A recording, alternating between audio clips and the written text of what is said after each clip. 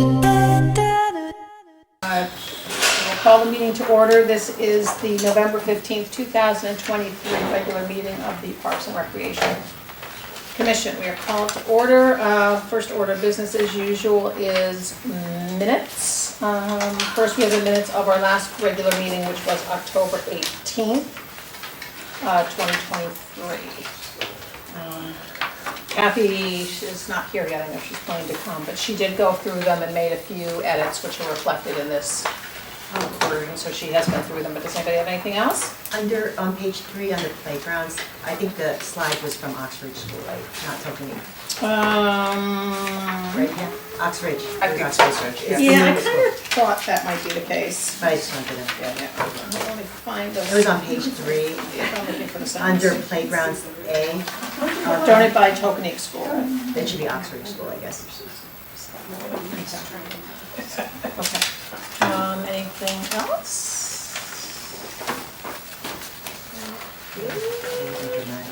Nothing dramatic. Okay, then let's have a motion to approve these minutes for that one amendment.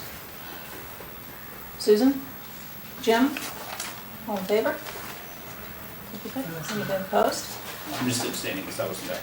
Okay. I'm in the same. No, then you should abstain too, sorry, Okay. but you wanted us to vote you. All right, so you got that note, or do you want to take this? No, I got that note. You got that? Okay. Okay, next are the minutes of our November 11th Parks Tour. I whipped these together on Sunday while everything was still fresh in my mind. They're pretty good. Thank you. Tried to keep it, fairly high level. Obviously, as we're walking around, people are having different conversations about different things, so I just tried to capture mostly what we talked about as a group. So, anybody have anything else or find any typos or anything? I know we wanted to make sure Kathy had a chance to. I think you covered everything. I think you covered it. I thought that was great. I mean, And your spellings were good on all those flowers. About That's so that. funny. Okay, all right, well then we'll take a motion to approve these and we'll just put it to bed. Mary Louise? Second? Chris? All in favor? Okay. Okay, yay, it's done. Think about it a month from now. Okay, public comment. Comment this evening. Thank you for inviting us on the Adelcon Park and Rec Committee. Susan Morris, Diane Conalog with me here today. Thanks for inviting us on the tour. It was excellent. It really was. Thank you. It's good. Thanks. Yeah, it was a nice day and it didn't rain on us. Okay, so we will go to the Cherry Lawn Playground presentation by Susan. okay, I'm sorry if I'm a little rusty, but I haven't done a presentation in like 23 years. So apologies, this is new technology for me. Anyway, I just wanted to start out by thanking our entire playground working group for really helping get us to a really good place. I feel in the process. I mean, we have a lot of RTM representation, commission members, Kathy over there, and I think there's been a lot of work, and you're going to see how much time and effort's been put into the process. I also would be really remiss if I didn't thank Pam Geary. I mean, you literally, as much work as we did, you did a ton more. And crisscrossing around Connecticut looking at playgrounds for us, you're just stellar. So I just wanted to thank you, and the fact that you work so well with the vendor, that's really important to note too. So appreciate that. I'm going to start off with describing a service deficit. So right now, Cherry Lawn is the town's only outdoor physical play structure that's exclusively for 5 and over residents. So we have the 2 to 5, as everybody saw it during our tour, and the 5 to 12. And it's basically seen better days. You guys were there, the mulch, the boards, a lot of the pieces are being replaced. School, one of the things people said to us was, we have school playgrounds, like kids can go there, but honestly, they're in a different, they tend to look more traditional, and they're designed for kind of recess play, and they're designed with high density with low adult supervision, so you'll have like hundreds of kids out there with a couple of aides, right? but our playgrounds are more like, you go with your child one-on-one, so there could be a little more challenge than at a school playground, for obvious reasons. I don't know if anybody has experience with them, but that's what I viewed personally when I went to visit them. There's also, they're not obviously very jazzy, very traditional. Also, it's only limited to when schools are, closed. So if you have situations where students are from other schools and private schools, they can't use the playground during school hours. And to be honest with you, we've never gotten a clear idea about liability issues, about like sending people, like officially saying they're open for business. So I don't know how that works, or if there's signage that says, play at your own risk. We never got into that, but it sounds like a lot of people do use them. In terms of, so there's really nothing outdoor for the 5 to 12. Okay, background. As you saw that there's 2 areas at Cherry Lawn. There's the 2 to 5 and the 5 to 12, and we also have signs indicating that so that people know and will kind of watch their kids according to those needs. What we saw is that the 5 to 12 playground has become pretty obsolete because it's basically by default now for preschoolers, because of the way the level of play has kind of gone forward, is that these playgrounds are 20 years old. So kids' levels, ability to do things on playgrounds has kind of gone crazy. You look at the way the kids do sports, it makes a lot of sense. And we heard from people that they see Cherry Lawn as the baby playground. Like, I don't want to go there, that's where the young kids play. Nothing against anybody that takes their kids there, but that's what, and it just seems like for me, especially I used to go there with my children, is that a lot of older kids are no longer going. We've lost this group of children that can come and play. Okay, I said that. Okay, so both were installed in 2004, and Pam's constantly replacing pieces of it and things like that. There are a few pieces that are newer. I think 2019 we said.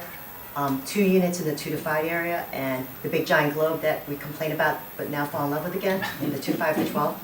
Those are relatively new and will stay because we're not going to get rid of those. Okay, process and goals. How did our committee kind of go forward? So, first we kind of try to figure out like what were we planning to do. We have a project summary where we were going to replace the playground in both areas, most of the equipment I should say, and that we had a group, as you know, from McGuan, it's the same group of parents, but a group of people that represent like preschool and school-age children to kind of give us what, their ideas are, what their wish lists are, and kind of using their networks give us more feedback and suggestions for the playground design. Like I mentioned, Cherry Lawn hasn't been touched in 20 years with a few exceptions, and it serves a really large range of activities, as we all know: pickleball, tennis, basketball, baseball, soccer, and gardening. I should have mentioned that, sorry about that, Mary Louise. We have gardeners too, and other users, dog walkers, everybody.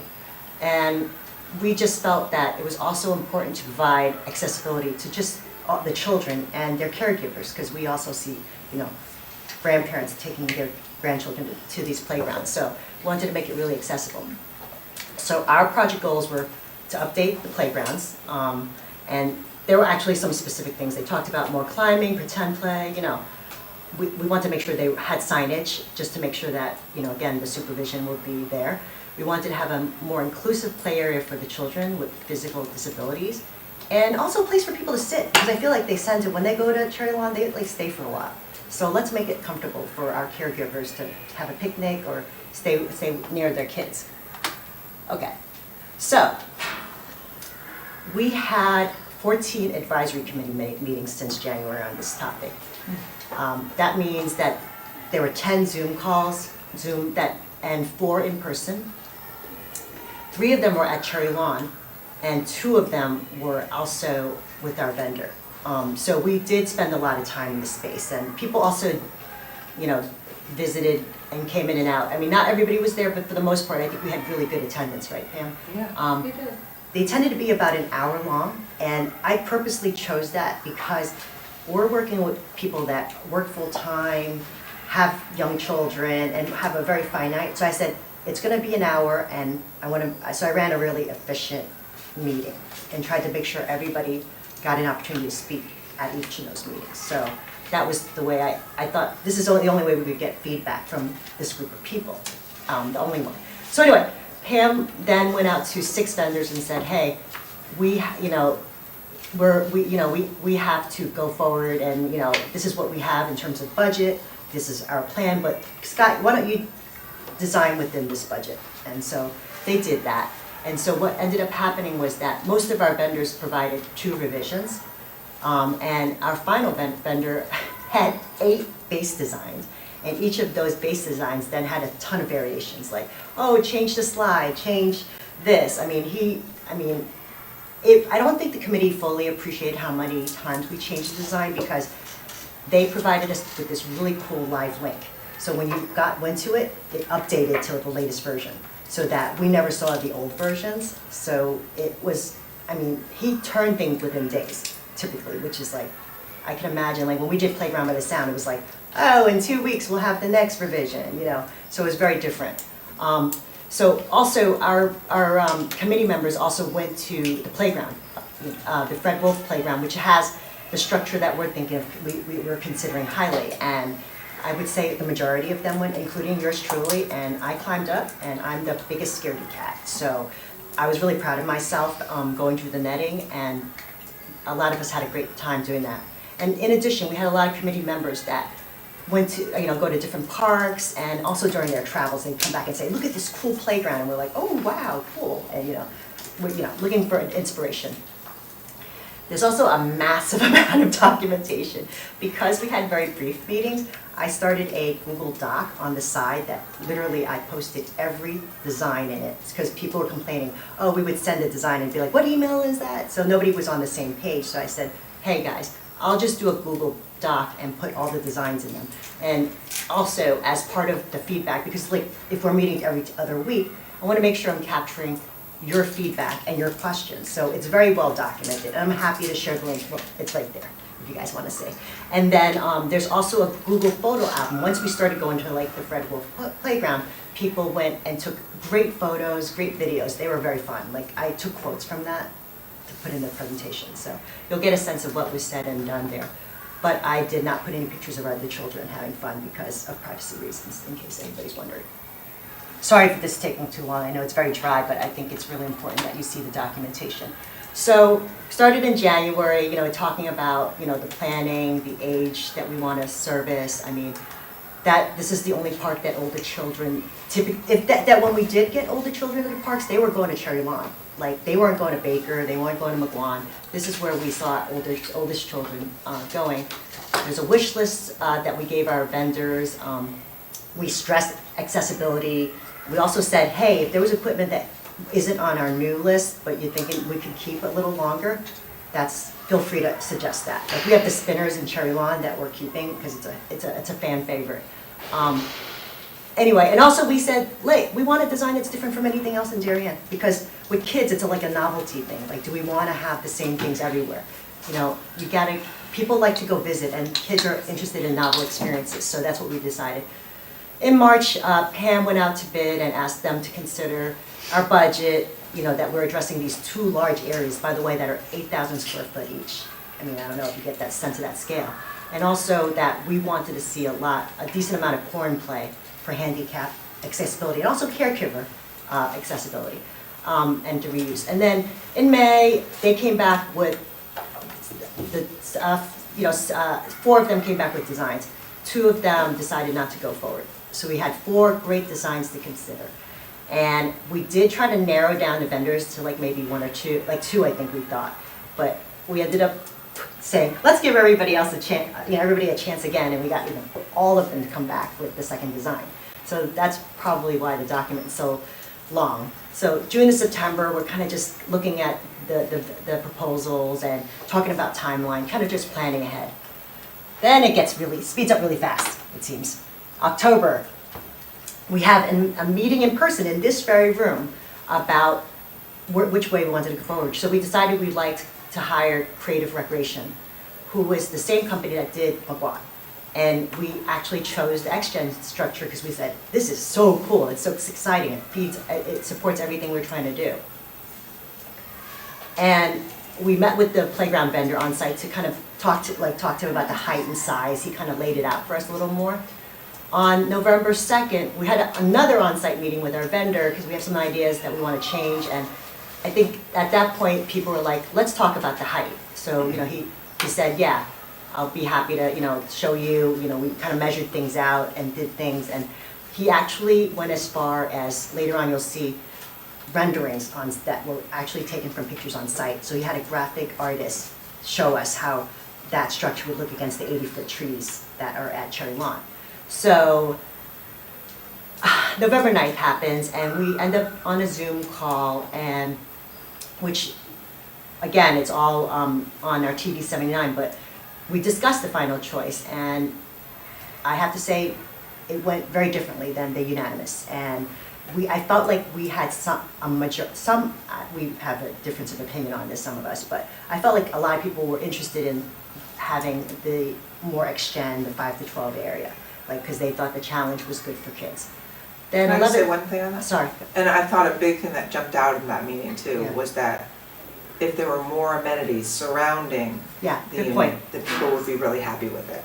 I Yeah. think so too. That's Yeah. exactly what I heard. Yeah. So then Pam went out, to your point, Pam went to John again for the 60th millionth time and said, can you redo this and add a couple of things to kind of spread out and get more amenities on the space? And of course, he did, yet And that's again. what we heard, the group wanted an ninja wall, they wanted a disc swing, Pirouette spinner, I'll show you what that looks like in a minute, but that's been really popular at McGuan and is an expensive way to get kids occupied and dizzy. And then also, sorry parents, and then panels on the lower structure to engage young visitors, because, we're hearing them, that there are a lot of young kids that go to Cherry Lawn, so we didn't want to make it we just wanted, I guess we were trying to meet people in the middle and build that consensus that Pam was saying is we wanted to address some of those needs.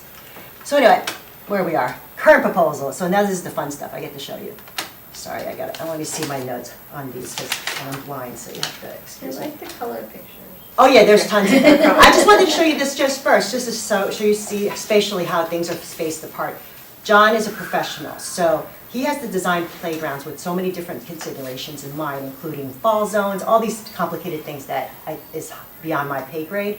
And he also, so that when we looked at tables and the benches, we asked him where they could be placed so that they wouldn't interfere with the fall zone.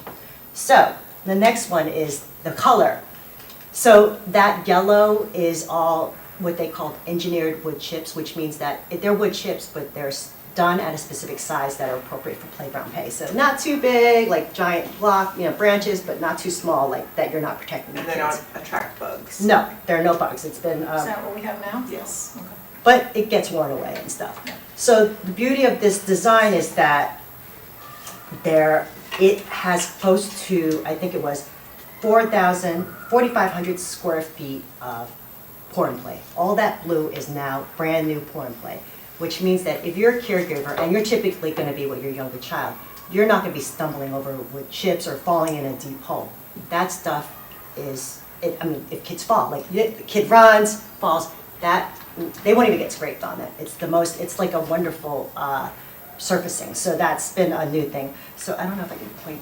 Oh, Is here it again. similar to what we have at McMahon? Yes. Yes, That's it, exact yeah. same thing, So but we it all might have not to be blue. experience a bounce on it. Yeah, it might not be blue, we haven't So, decided, okay. so just in case you're wondering. So the colors could be subject to change, because I'm not wedded to any colors, but it's important. So these are the two units that are staying.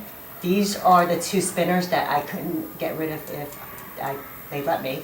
And this is the brand new giant unit. This is a new space wing, so you see the inclusive, you see right here, so right now you come in, there's this concrete pathway that's existing.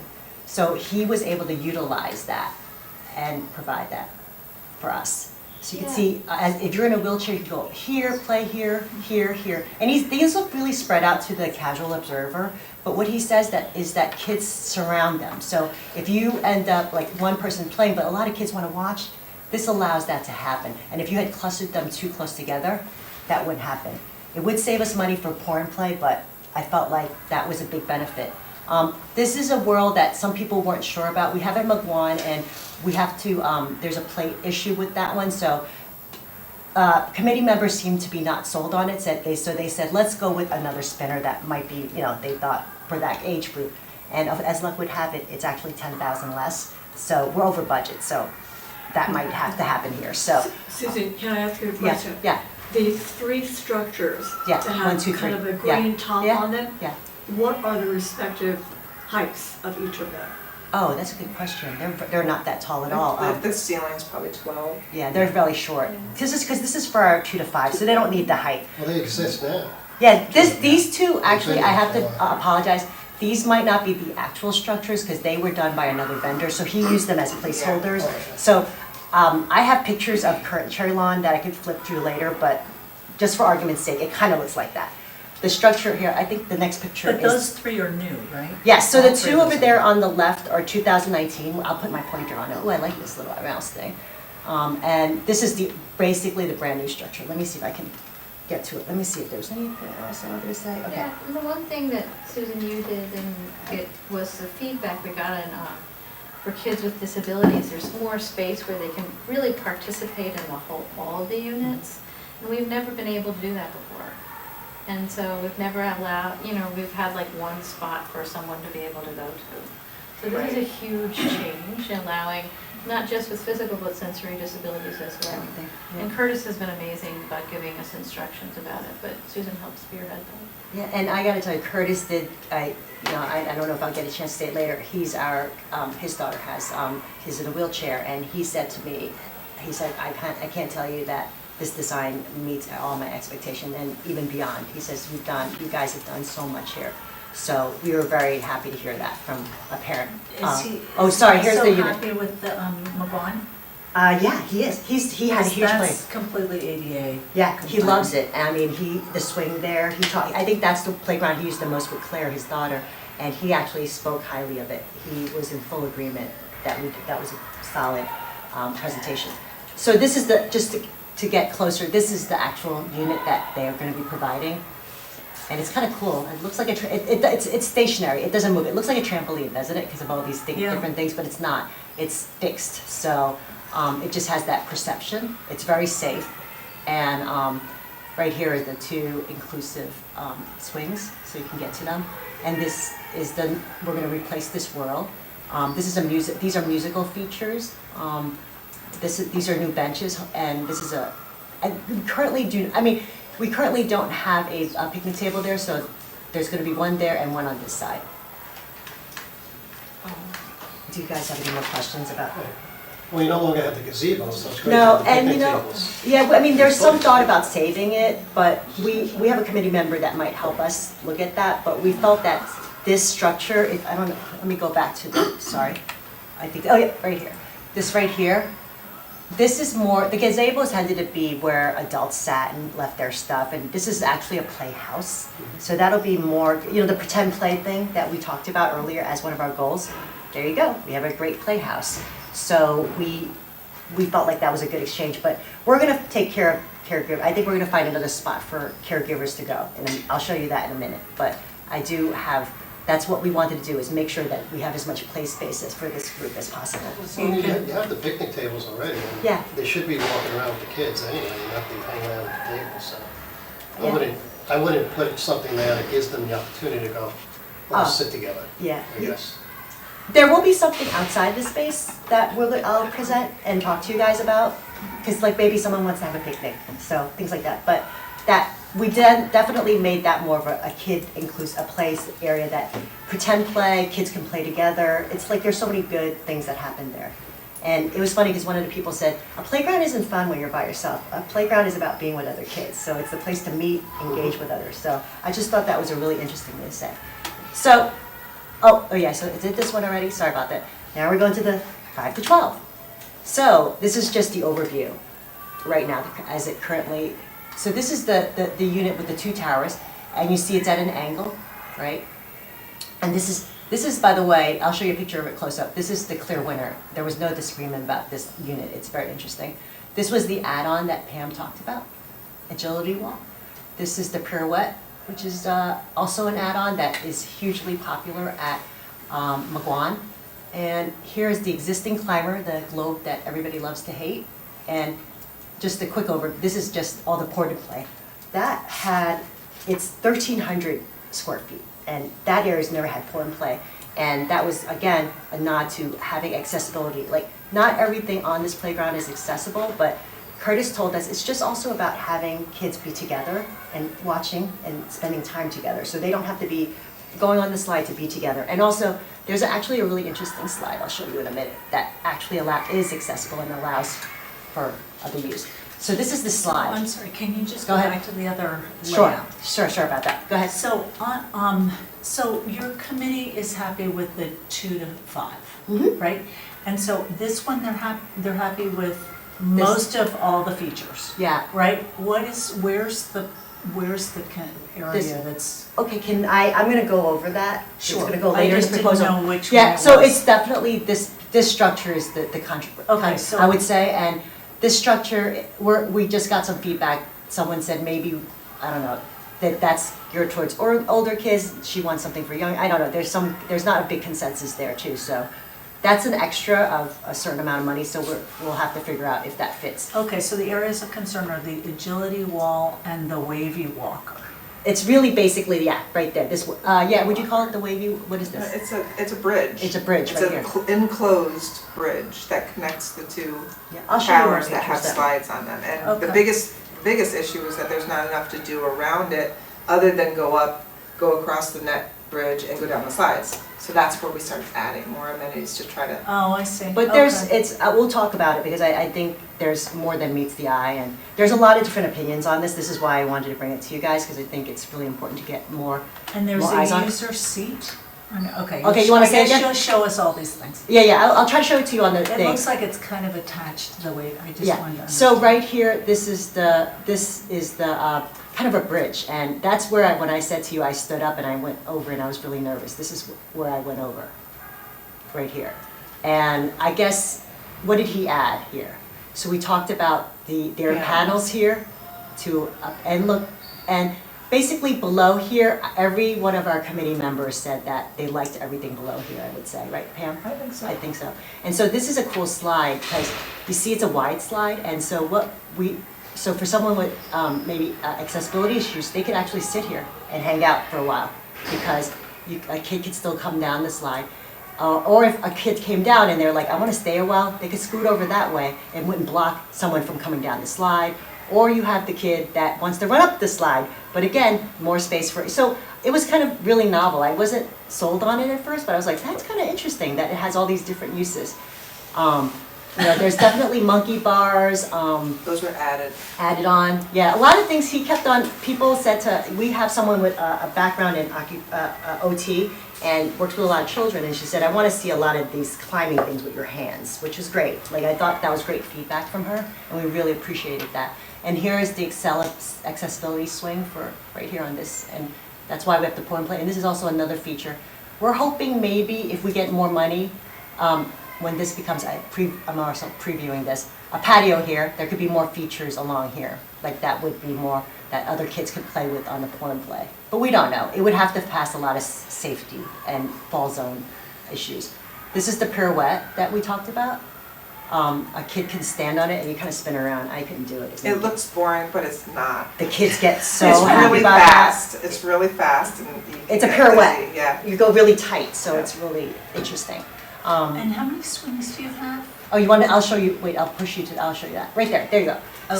So this is interesting. So the other thing we heard was the tire swing was the most popular thing. We can get rid of it, but you get to the point where you can't have like a bunch of some old and some new. There's too much of that. So we decided to then I called it the disc, but it's like a saucer swing. So it's similar to a tire swing and can accommodate more than one child. Obviously, it looks like few, maybe even It's 4 if you're tight.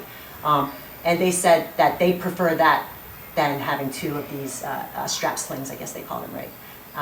And then this is the agility wall. So you can see there's a climbing piece in the front and the back, and then in the front there's actually a rock climbing thing and a bell you ring. It's kind of cool. I don't know. I guess that's the way for the future. And this was the item I said that everybody loves. It's called the physics dome. That was unanimous in terms of what people enjoy. So really great accessibility. Let's see where I'm at. Susan, may I ask you a question? Oh, yeah, who's that? I can't This say. is the, what was unanimous and everybody enjoyed? Yeah.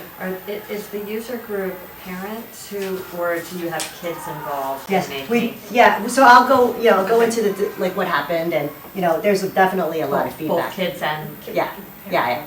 We have a lot of kids on our committee we have kids that are younger, and I'll give you the ages, and then we have kids that are older. I mean, we try to really recruit from both age groups appropriately.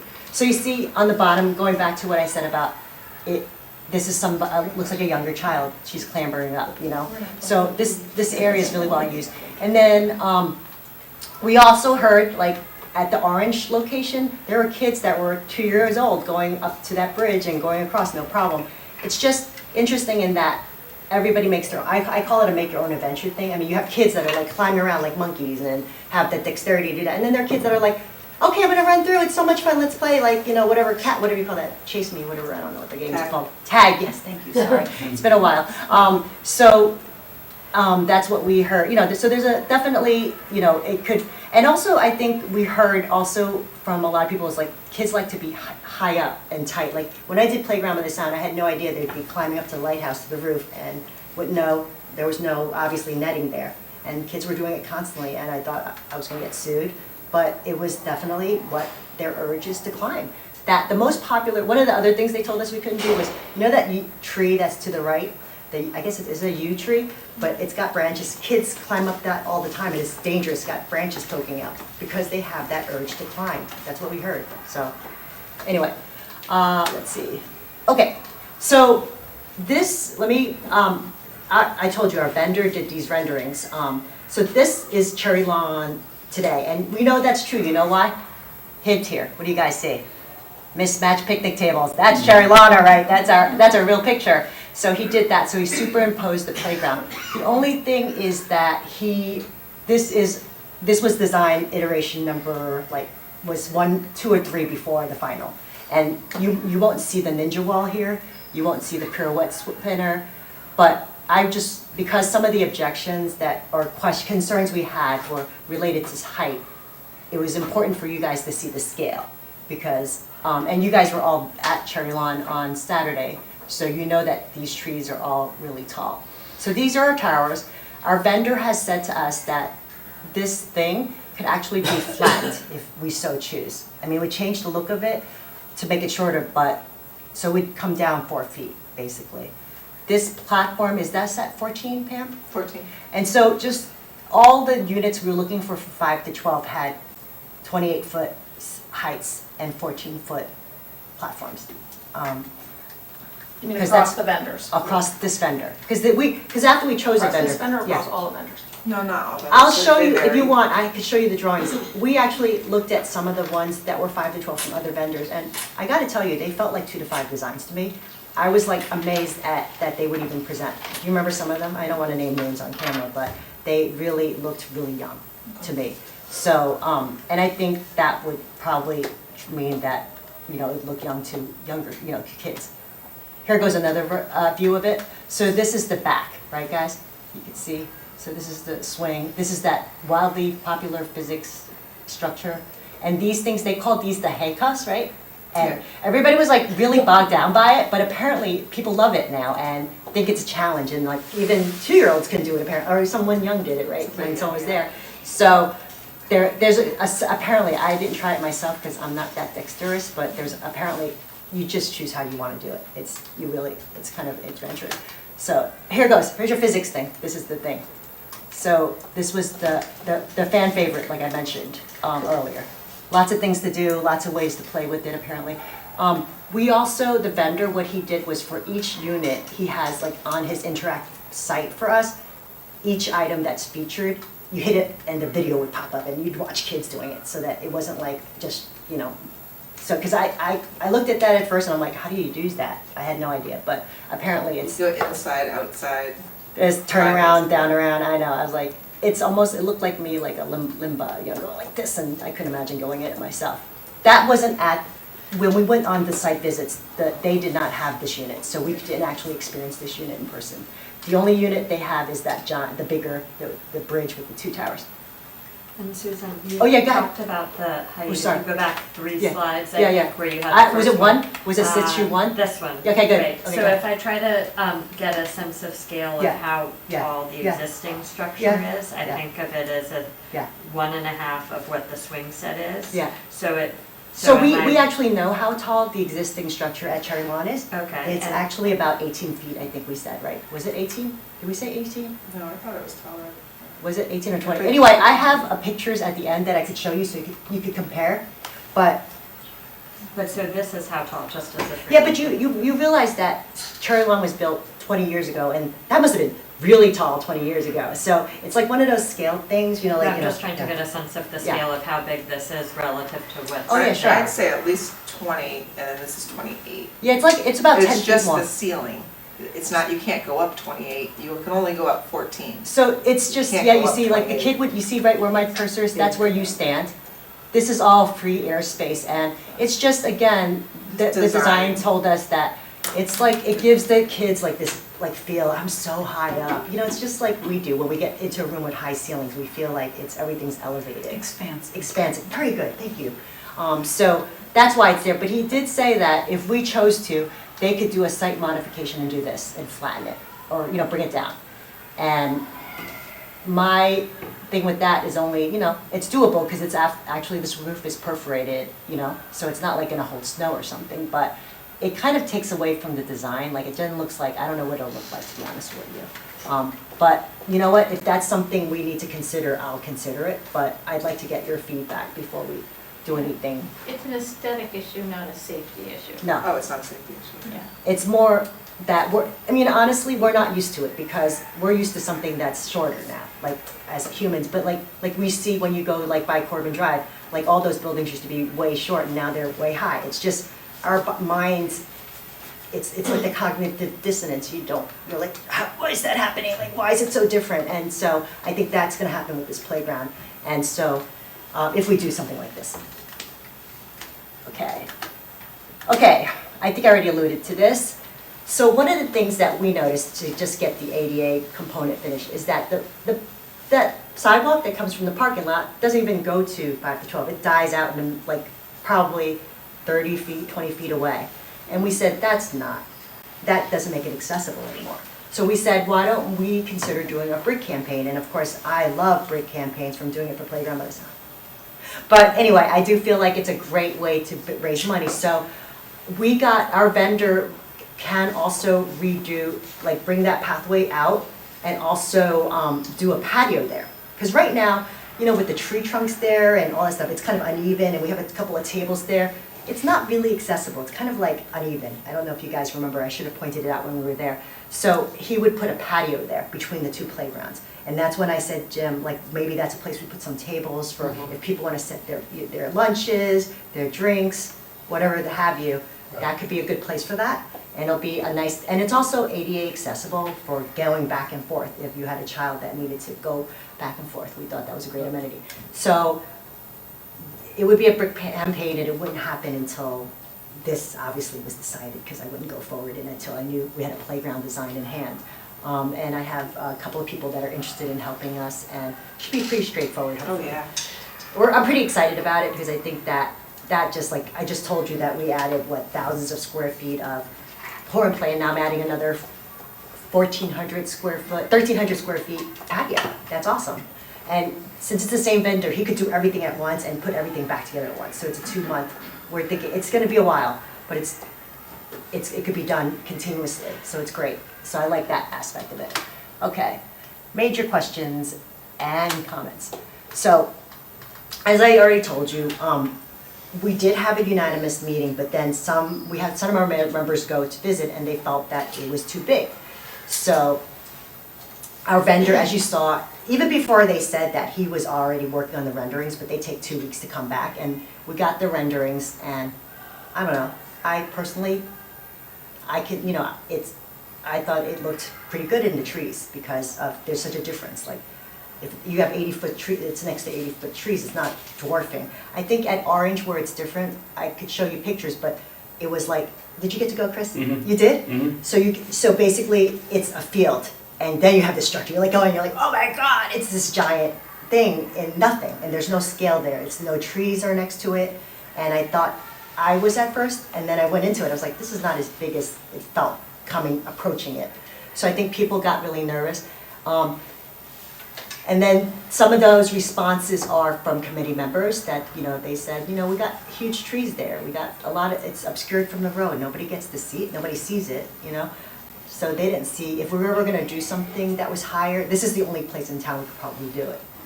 So that's what their response is. I'm not saying this is, the only response, but I wanted to put it there for you to consider. Do you have any comment about that since you went to visit? Sure, I was gonna reserve comment, but I would say, To, at least, to sure, respond to too big. in terms of size, I happen to have a 9 and a 10-year-old, and both were awed by it. I think that there's something really to be said about, and when we look into it, yes, when you get in, you can't go all the way up, right? There was no safety concerns or anything else like that. It was just higher and bigger, and just, I think that it really, there was an awe factor to it. And I agree, where it's laid out, it's weird because there's nothing else around. I don't think that would be the concern driving by, Brookside. Brookside and or even walking up to it. I think, once again, to your point of Corbin District or, Heights. 20-foot ceilings, it really, they were blown away, so.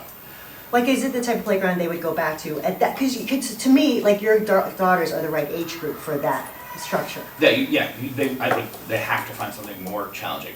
And even though it's not more challenging in the sense that, hey, it's a slide, hey, it's just climbing and doing all the rest of that, it was the overall scale that was just incredible. I Right. think it would be odd long-term.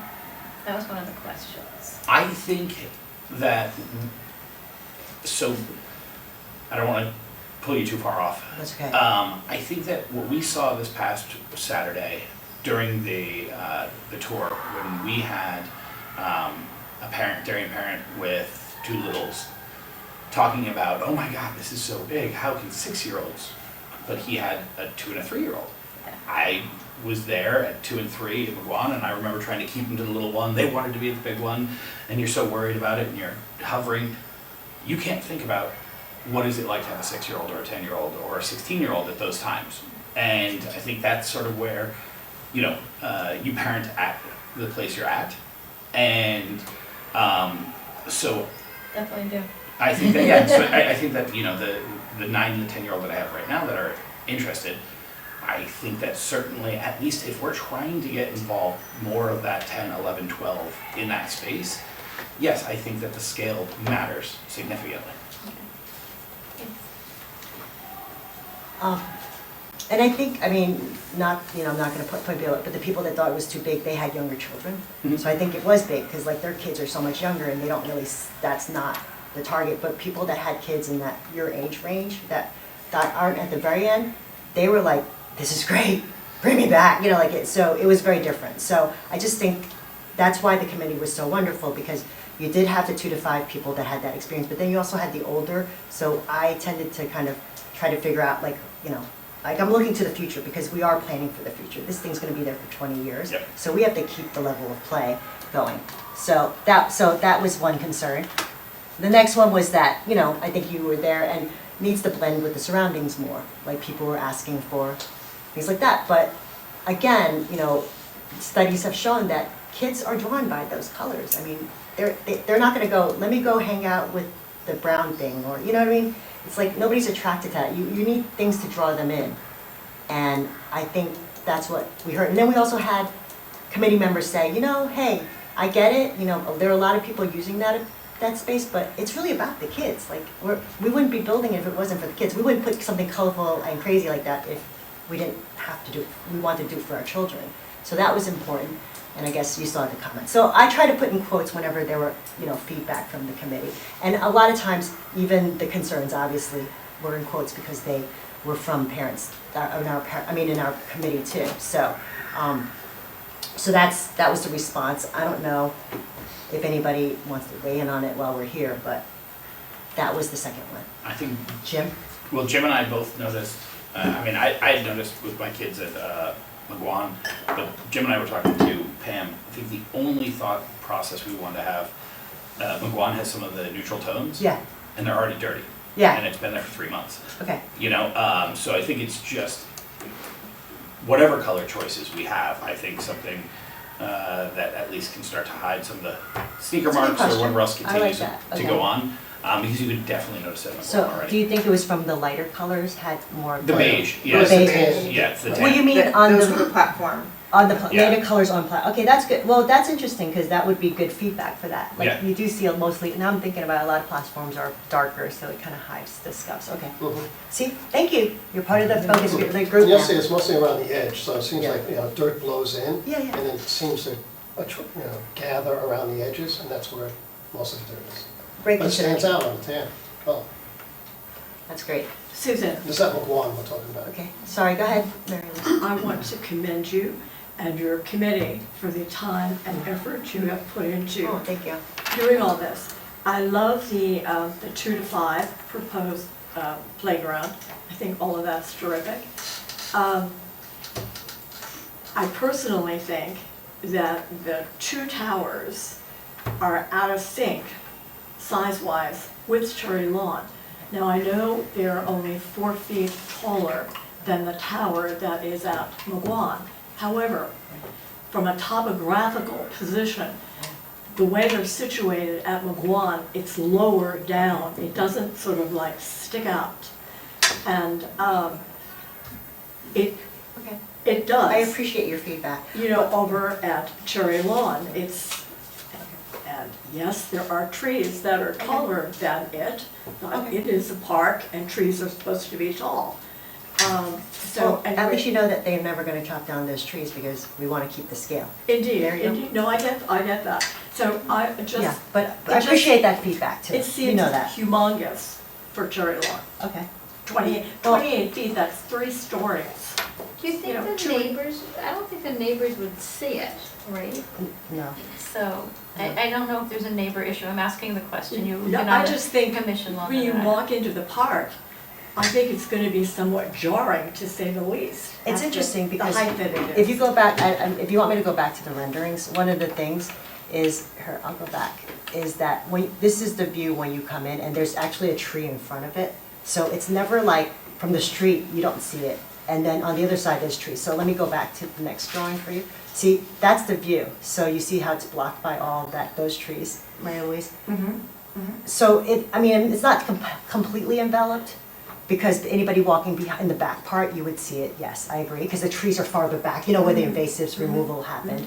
But it's okay, I appreciate, I know where you come from, so it's okay, because you are my guardian buddy, so I get it. So anyway, we'll go on to what is the other area that I felt like we had some concerns, which was the 5 to 12 area is not usable for the younger age range, because which is happening now, because we've basically, Cherry Lawn's become the baby park, so it's been only younger children going there. And so we had committee members concerned that with all the younger children gravitating towards it, what would happen if a large structure like this came about? So, and also another member brought up a great point, which is that we have, I don't know if you know, but the kindergarten age change is about to be officially changed. I mean, we've been redshirting for years, so it shouldn't matter, but it's gonna be official. You can't, start school until after you turn 5 at September 1st, right, isn't it? So someone did bring up that point. They also talked about, how about if there were a lot of people in that tower, like different things, which is great. I was like, wow, we'll have a lot of people there, but anyway. So I guess the response from some of our members was that, younger, it's like an opportunity for them to grow. And we know that 2-year-olds can make it through without getting hurt. So it's not dangerous, per se. And the other thing is that someone said, it's okay to wait, like it's congestion, you can wait your turn, like that's what life is. It's not like there's never a wait in anything we do in life. So it's a great learning skill. It's also a time for them to play well with others and have some great learning experiences. And, at Fred Wolf, I said there were so many kids going down to age 2 using it actively. And this is feedback from our kids that were in the 5 to 12 range. They were like, best crazy, these are great. And you could hear on the videos, some of my kids says, I think this is my second favorite playground ever. It was like really cute in their voice. It was really adorable. So I felt that even if we put the structure and we ended up getting the younger kids, initially first because they know about it, because they're already going there, that it wouldn't be a dangerous thing. And with the new changes that Pam and John put in with the paneling, the different amenities to spread it out, there are more play areas for a lot of different people. So also, the other thing that we don't think about is that Darien people in Darien don't have one child, they have 3 children. And there's usually a younger, older, middle. So it's another opportunity for kids, their siblings, to come and play with them and to guide them through this great experience. So I don't think it's a safety thing from my standpoint. So, so that was the other thing. I think would that be the 3 concerns? Those are the ones I picked up on. I tried to kind of group them together. So those are it. Susan, Yeah. the bridge. Yeah. Can 2 kids fit Oh, yeah, across that totally. bridge at the same time? It's Oh, yeah. wide enough Oh, that, it's wide. Yeah, it's Plenty plenty wide. wide. Good. Yeah. Well, Chris can, Yeah. Chris, you went with your kids, right? and one Yeah, actually you across definitely, it. yeah. And you So can an climb on adult different sides of An it. adult and a child could even fit across it. Yeah, yeah. It's actually really, it was kind of, really, I was surprised at how comfortable I was in it. Because I was like, it's netting? Like, I don't get it. Like, I'm like, why isn't it a solid floor? hard steel. It's hard steel, but Yeah. it felt like, ooh, I'm gonna fall through it. It's like you couldn't even put your fist through it. Well, to be the honest. other thing too I'd like to mention is that our design, I like it a lot better than It's Orange. different. It has rings inside. Mhm. So it's got the double rings rather than just those kind of, Yeah. right, so it's more of an agility thing inside of it, So you which can is go pretty like cool. climb like a little bit, like and Yeah. reach over Right. and stuff. But anyway. Okay, what are we up to? Okay, advisory committee feedback. Kids want something new and different than our existing parks. New challenges needed. X-Gen was far superior. Lots to do, things to run, climb on. Looks like it accommodates tons of kids, and it is different from what this town already has. I think something like this would be a huge draw for the kiddos. Resist the request to accommodate younger kids in the older playground by making climbers easier. Let this playground serve the older school kids and be the reach playground for the more adventurous youngsters. That was actually contributed by Curtis Butler, whose kid, is in a wheelchair, and I just thought that was amazing that he would think about this group of kids. We also had the physics moon, I said that was the great challenge, and then they said that X-Gen, which is Extreme Generation, is too big for our space, for our kids who are using the playground, and that John said that it was geared towards 10 to 12.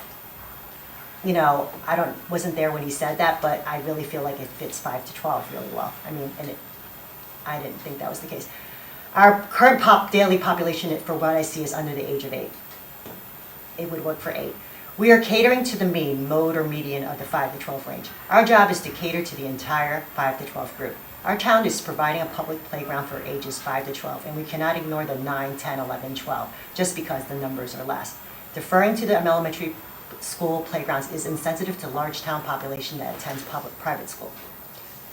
Last comment, at the end of the day, I think people and children will be happy with anything new that we offer. I love that comment. I thought that was a great attitude to have. And that's the way I feel, to be honest with you. So I think it's great. So anyway, summary. Okay, so over 100 pages of written communications, hundreds of hours of meetings, discussions, and on-site visits. X-Gen's already installed at Orange, Connecticut, and multiple elementary schools in the U.S.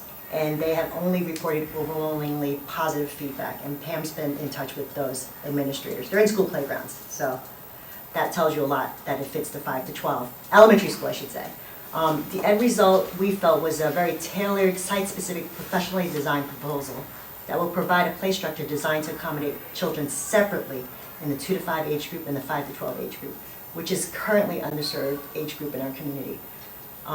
The town has plenty of playgrounds that really can accommodate the 3 to 5-year-olds. We have a stupendous amount of pour and play surfing. I got to tell you, even in the 5 to 12 area, none of our other vendors came close to having that much in their whole plan. So that gives you, and for the pricing, so that tells you a lot. We've created something much more inclusive. It offers pathways to a lot of different areas, like you got the swings, the slide, musical elements, panels. This is all a brand new amenity. Next steps. I think we've done all we can at this point, and I just think I need direction from the commission in terms of how to proceed, because we are hitting a point where a lot of planning has gone into this, and the playground equipment, I mean, not that if we weren't able to decide, does increase in price at the end of this year, like, you know, into next year. It's like they're 6%. So if we do hold back and have to start over again for whatever reason, we would be losing probably a couple of pieces of equipment, I think. So those are things to consider. But anyway, I wanted to I trust you guys implicitly and think that, you know, I'd like to hear what you have to say. I guess the last thing, before I forget, I wanted to tell you that the current vendor is also going to take the existing playground and dismantle it carefully and have it donated to a charity in another country that's going to take it and reuse it. So that's great. So in terms of sustainability, that's going to be accomplished.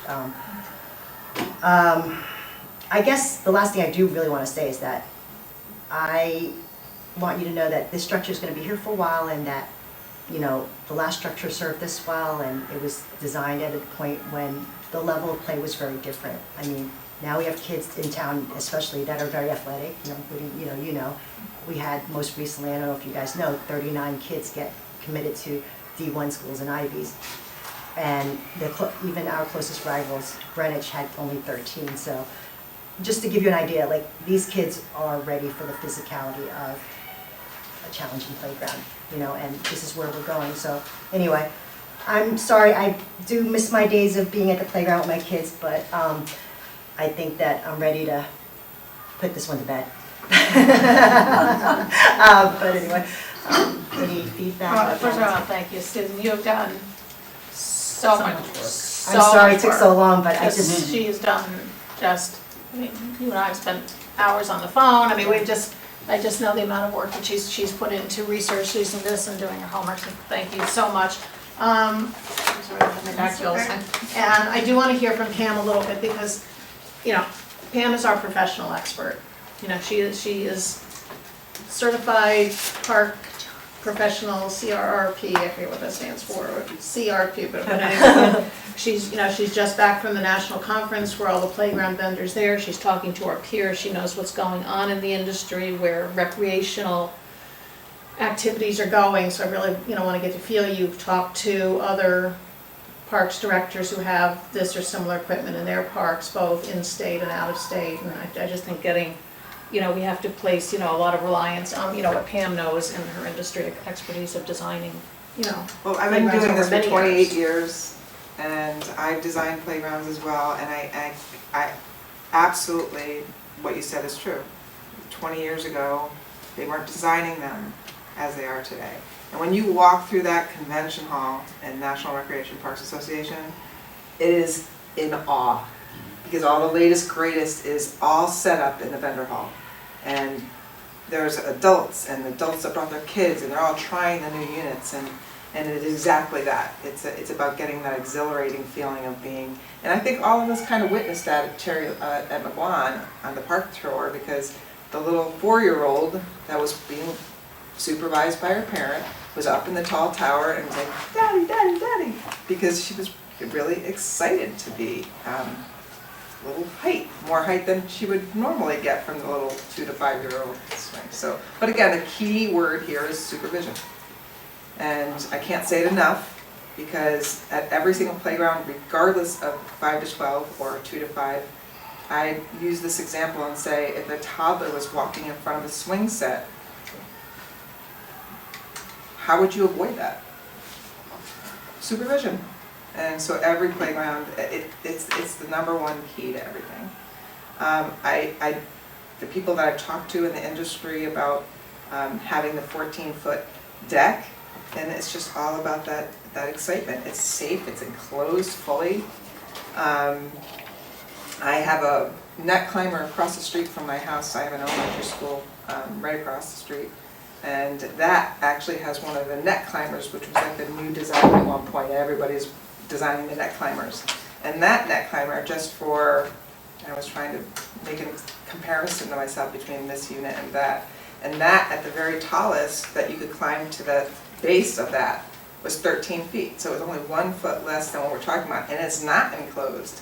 And the very tippy top to that was 20 feet, and that was at elementary school. It's, you know, I think this is a very, very great, it's a great design to keep people, to keep the kids enclosed and up 14 feet, but yet feeling like they're, you know, being adventurous. And I think that this committee checked off the important boxes. You know, when we talked about, you know, we talked about being accessible, we checked it off. We talked about being creative, we checked it off. We talked about leaning into the 5 to 12, the 9, 10, 11, 12s, we checked it off. We talked about the 2 to 5 and entertaining the idea that we wanted more amenities around this unit. We checked it off. So I feel like there's so much work that's gone into it. The committee's done a great job. And I think there's nothing, I can't cage my enthusiasm, because in Parks and Recreation, that's what it's all about. It's all about kids. It's not about designing a kitchen or putting these beige and browns. You don't go to Disney World and see beige and browns. You know, you go to a playground, you like to see color, and the kids light up with color. And I understand what you're saying, Mary Louise, because, you know, but kids want color, they want excitement. And I think it's our duty to give it to them. So, Can you talk a little about the vendor and how much more they've given us to? oh gosh, I think he took off 90,000. For each unit, I think. And he can do that because he's the president of this company, whereas some of the other vendors we dealt with, we never see the president of the company. Those are representatives of the company. So changes take longer and they have to get things approved, whereas John has been, and he's also been in the industry for 35 years with his own company. He's Connecticut-based? Connecticut-based, yes. He's thinking of moving to Darien because he gets such great business here. Yeah, so I you know, I do trust in his historical background. He's done a lot of good things. He's planned a lot of playgrounds in Connecticut. North Branford has the same exact unit we have in McGuan, and they're getting incredible positive reaction over it as well. Talked to Orange and their administrative office secretary was the one that was on their small committee. They only had 4 people on it. And they all fell in love with the X-Gen. And they planned 2 to 5 things all around it. I think ours is better, a lot better, with all the amenities, extra amenities that the committee wanted. I think that we made it even better. Yeah, because Orange has the 2 to 5 near it, but they don't have it closed up like, you know how we have the fencing around the 2 to 5 area in Cherry Lawn. So if you were a parent, you could still if you still had control, you could keep them in the 2 to 5 area in Cherry Lawn. But at Orange, it's like all spread out. Right. So And it's a little typically the different. little kids weren't, our committee members were finding when they were there that the 2 to 5 weren't doing anything on the 2 to 5. They were on Because the they liked the X-Gen. Yeah, like the X-Gen. So, and matter of fact, one of our committee members said her 3-year-old just walked right across it. She said it looked kind of boring. But at the same time, that child's is 3 years old. So they're not imagining and swinging on this, like. She's not climbing. Right, They don't have the capability. right. No. So, you know, But she had fun, I'm sure. She zipped through it and, you know, so it did show that there wasn't any issues by any means. So, you know, I think that the designing is getting bigger and better and different. Like we see everything, technology and. I could show you Cherry Lawn currently, just to give you guys, and yeah. I just think it'll help you guys. I got these, you know, this is what we have now. So imagine the pour and play there, newer units, I mean, these are very tired. So the 2 on the left. This is the- These These two are are the 2. currently, these are the new ones that are staying. Yeah, and then these are all In the 2 to going. 5. Yes. Yeah. These are all going, everything here is going. And then, I don't know if you know, but the benches are pretty sad, you know, they're kind of not in the right, he says everything will be regraded and fixed so that your feet are not hanging off as an adult. I mean, it's okay for kids, but not adults. This is, again, the 2 to 5 area. Sorry, so this is the existing. I mean, I was This is the thinking, 5 to 12. the 5 to 12, and the whole time I was thinking, wow, this must have been really tall when 20 million years ago, and now it's like, oh, okay, like, so, anyway. there you go. And it was great for you to take those pictures. I didn't You see the take them, difference. actually, I can't take credit, John gave them to me. Oh. These are actually from the rendering, so he did use the actual cherry lawn plate, you know, he provided them. So anyway, So is there, can you put your cursor, On, see yeah. the, this top, yeah? yeah, Yeah. and move it to where I it's think it's gonna about be. here. Can I bring up the picture? I wish I could do them at the same So time. it's I'm hard to, I mean, you Okay, let's you use know this this, so well. let's use this tree, let's see if I can find it, sorry, It's probably about 8 feet taller, sorry. the ceiling. I was hoping to do that at some point, but, so you see, it's right here, Yeah. see, it's right here. Okay, so let's go back to the. Okay, other here, one. right, oops, sorry, and then go back to that one, okay. Yeah, it's right. Sorry about that. I actually got these pictures so late, I was gonna do a comparison. So did we say it was like right here? Yeah, Okay, yep. so let's say it's there.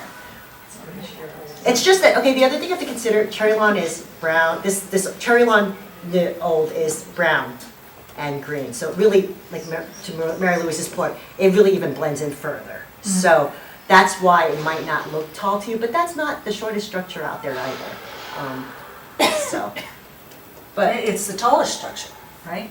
28, which one? Oh, in our parks now? No, No. this one right here is Well, the tallest. sail at Weed Beach is pretty Yeah, tall. my top, my, Yeah. Oh, when I we see built what the you're saying. lighthouse, I was it just was talking about so this. tall. And the Guan's ceiling And we is have nothing there. 28. There was no, like, there was, at Weed Beach, there's nothing there except for that rock. My house went above that, so. And Delia, I just want to ask about that tandem swing.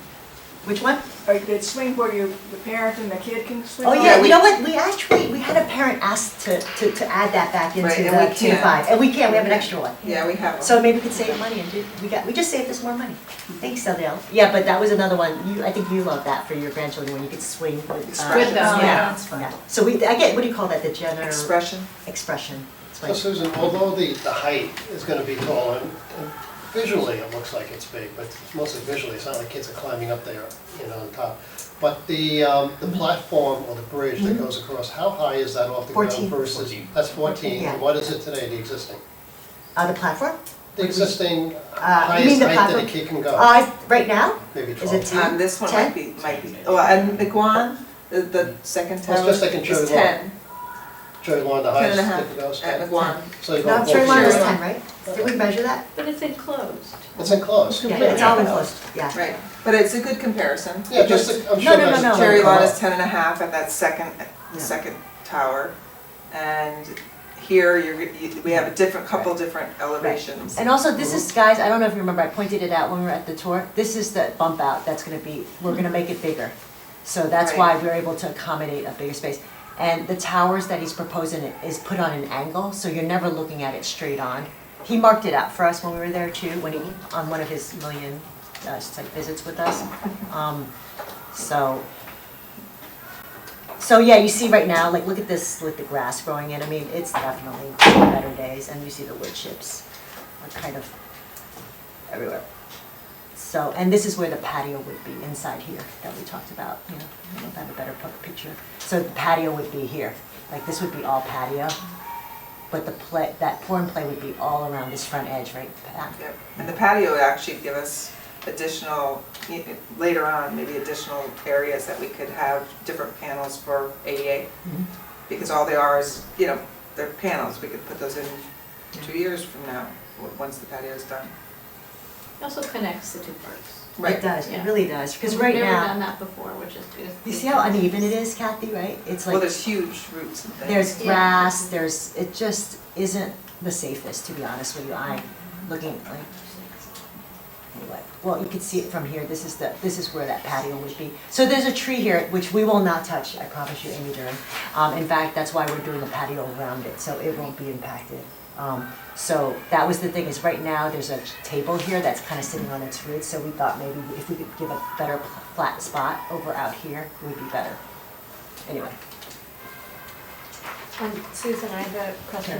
If you go back to the tower structure, The rendering?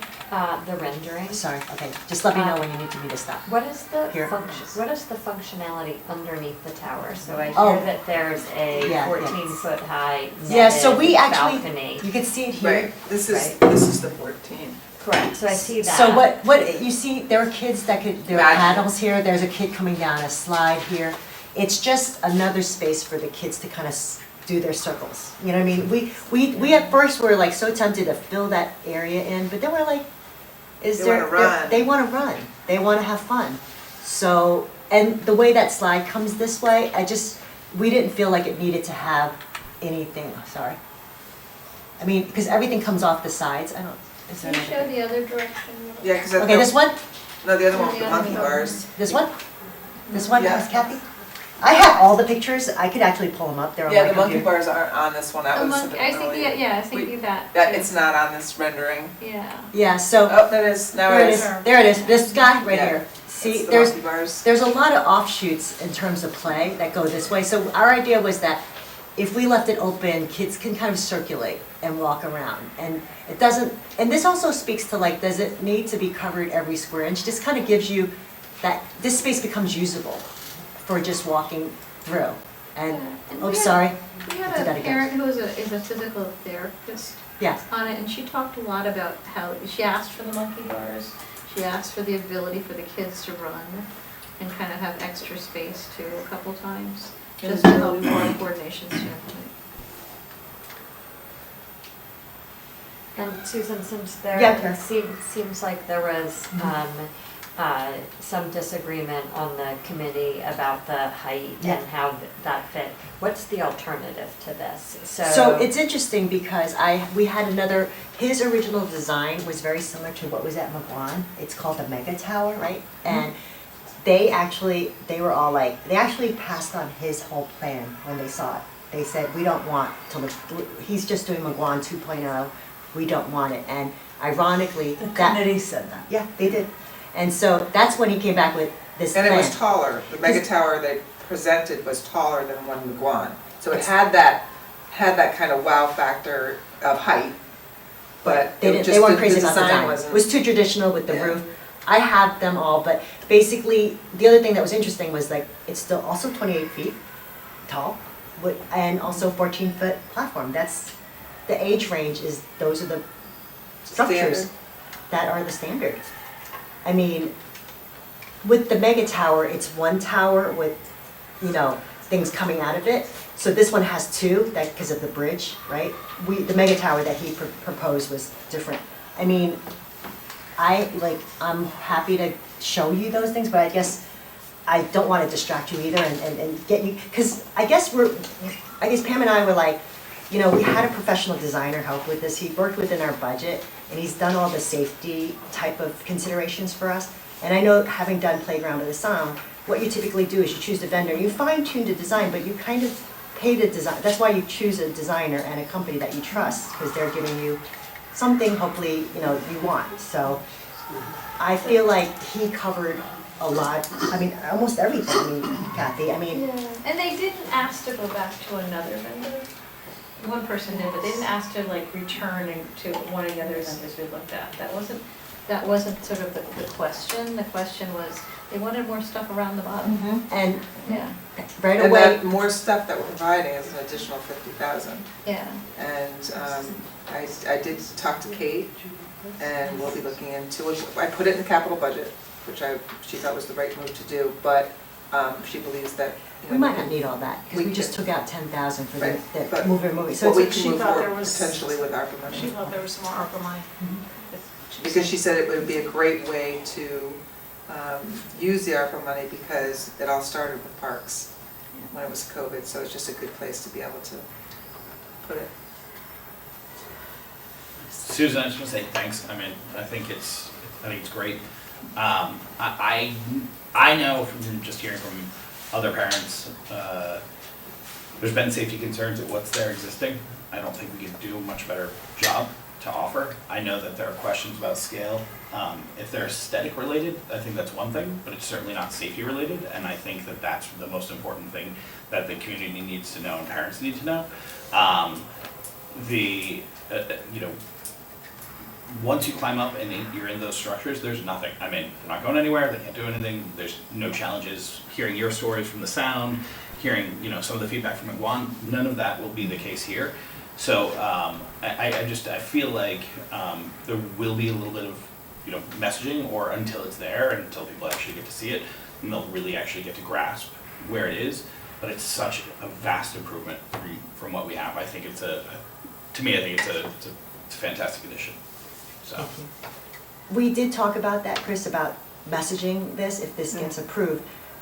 We talked about, like, we have the videos, we have the renderings, and we actually have someone on our committee that has a really active social media Facebook group that covers Darien Town specifically, and she's offered to do a lot of that for us. Mhm. And I think that's important because, like, I think one of the things, like, looking back, we also wanted to extend the age range of McGuan, and it's just about sitting, like, getting that information out there. This is what's coming, to explain that this is definitely more exciting, but it needs more supervision at first, you know? Mhm. Things like that, like, make it fun. Like, but I feel like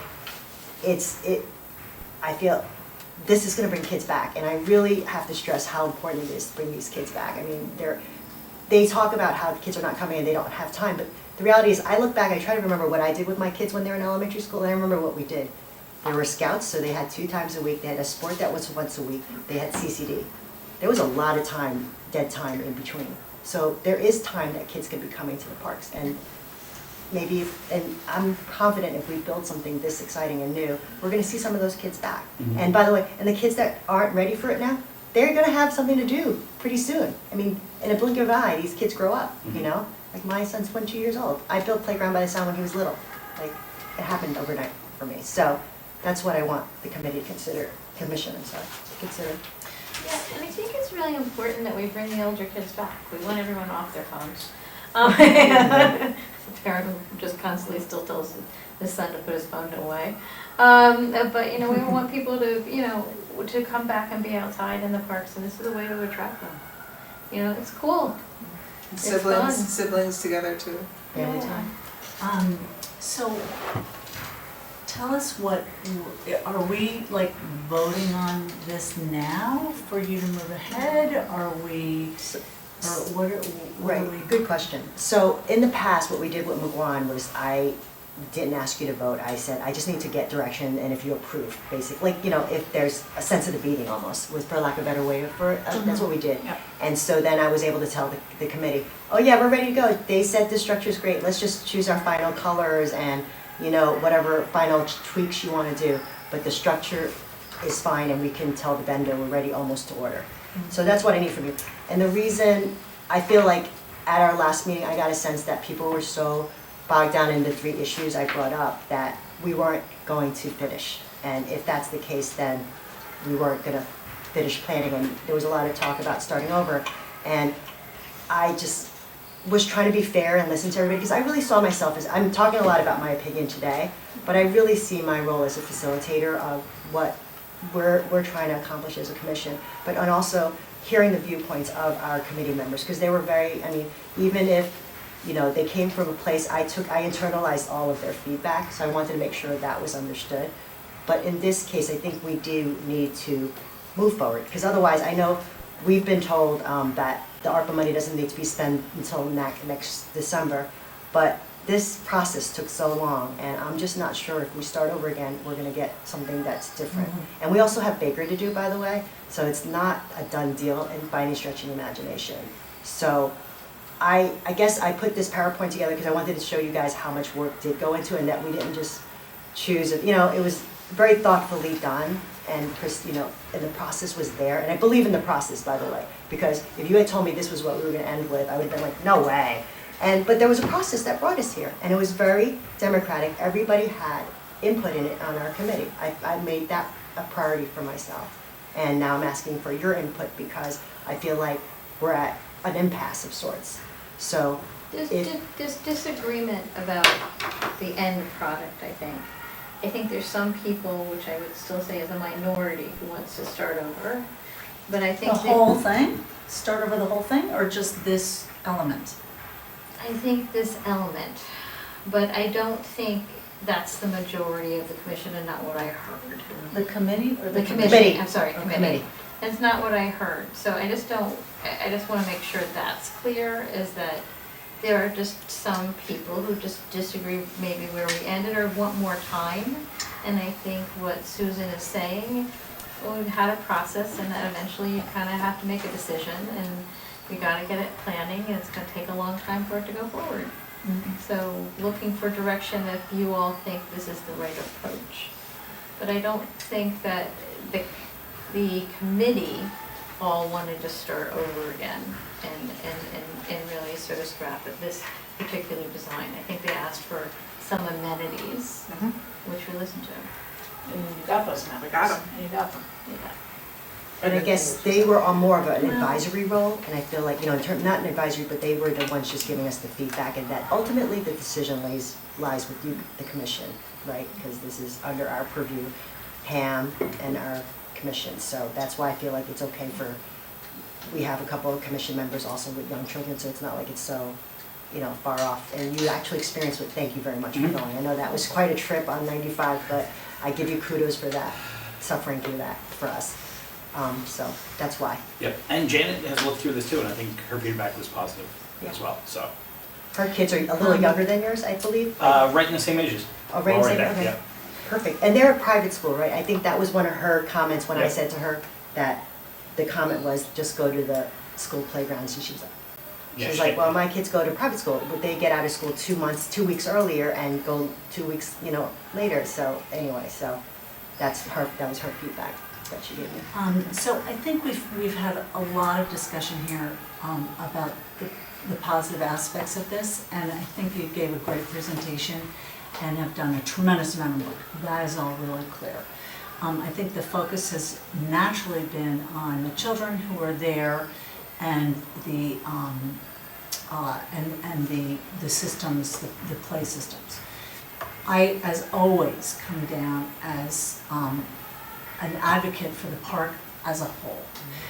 And we've been speaking a lot about the children and this age group, but we do have a park that serves many, many people in there. And while you might not be able to see this from a neighbor perspective, the park, it is going to be a big, important feature within the park itself.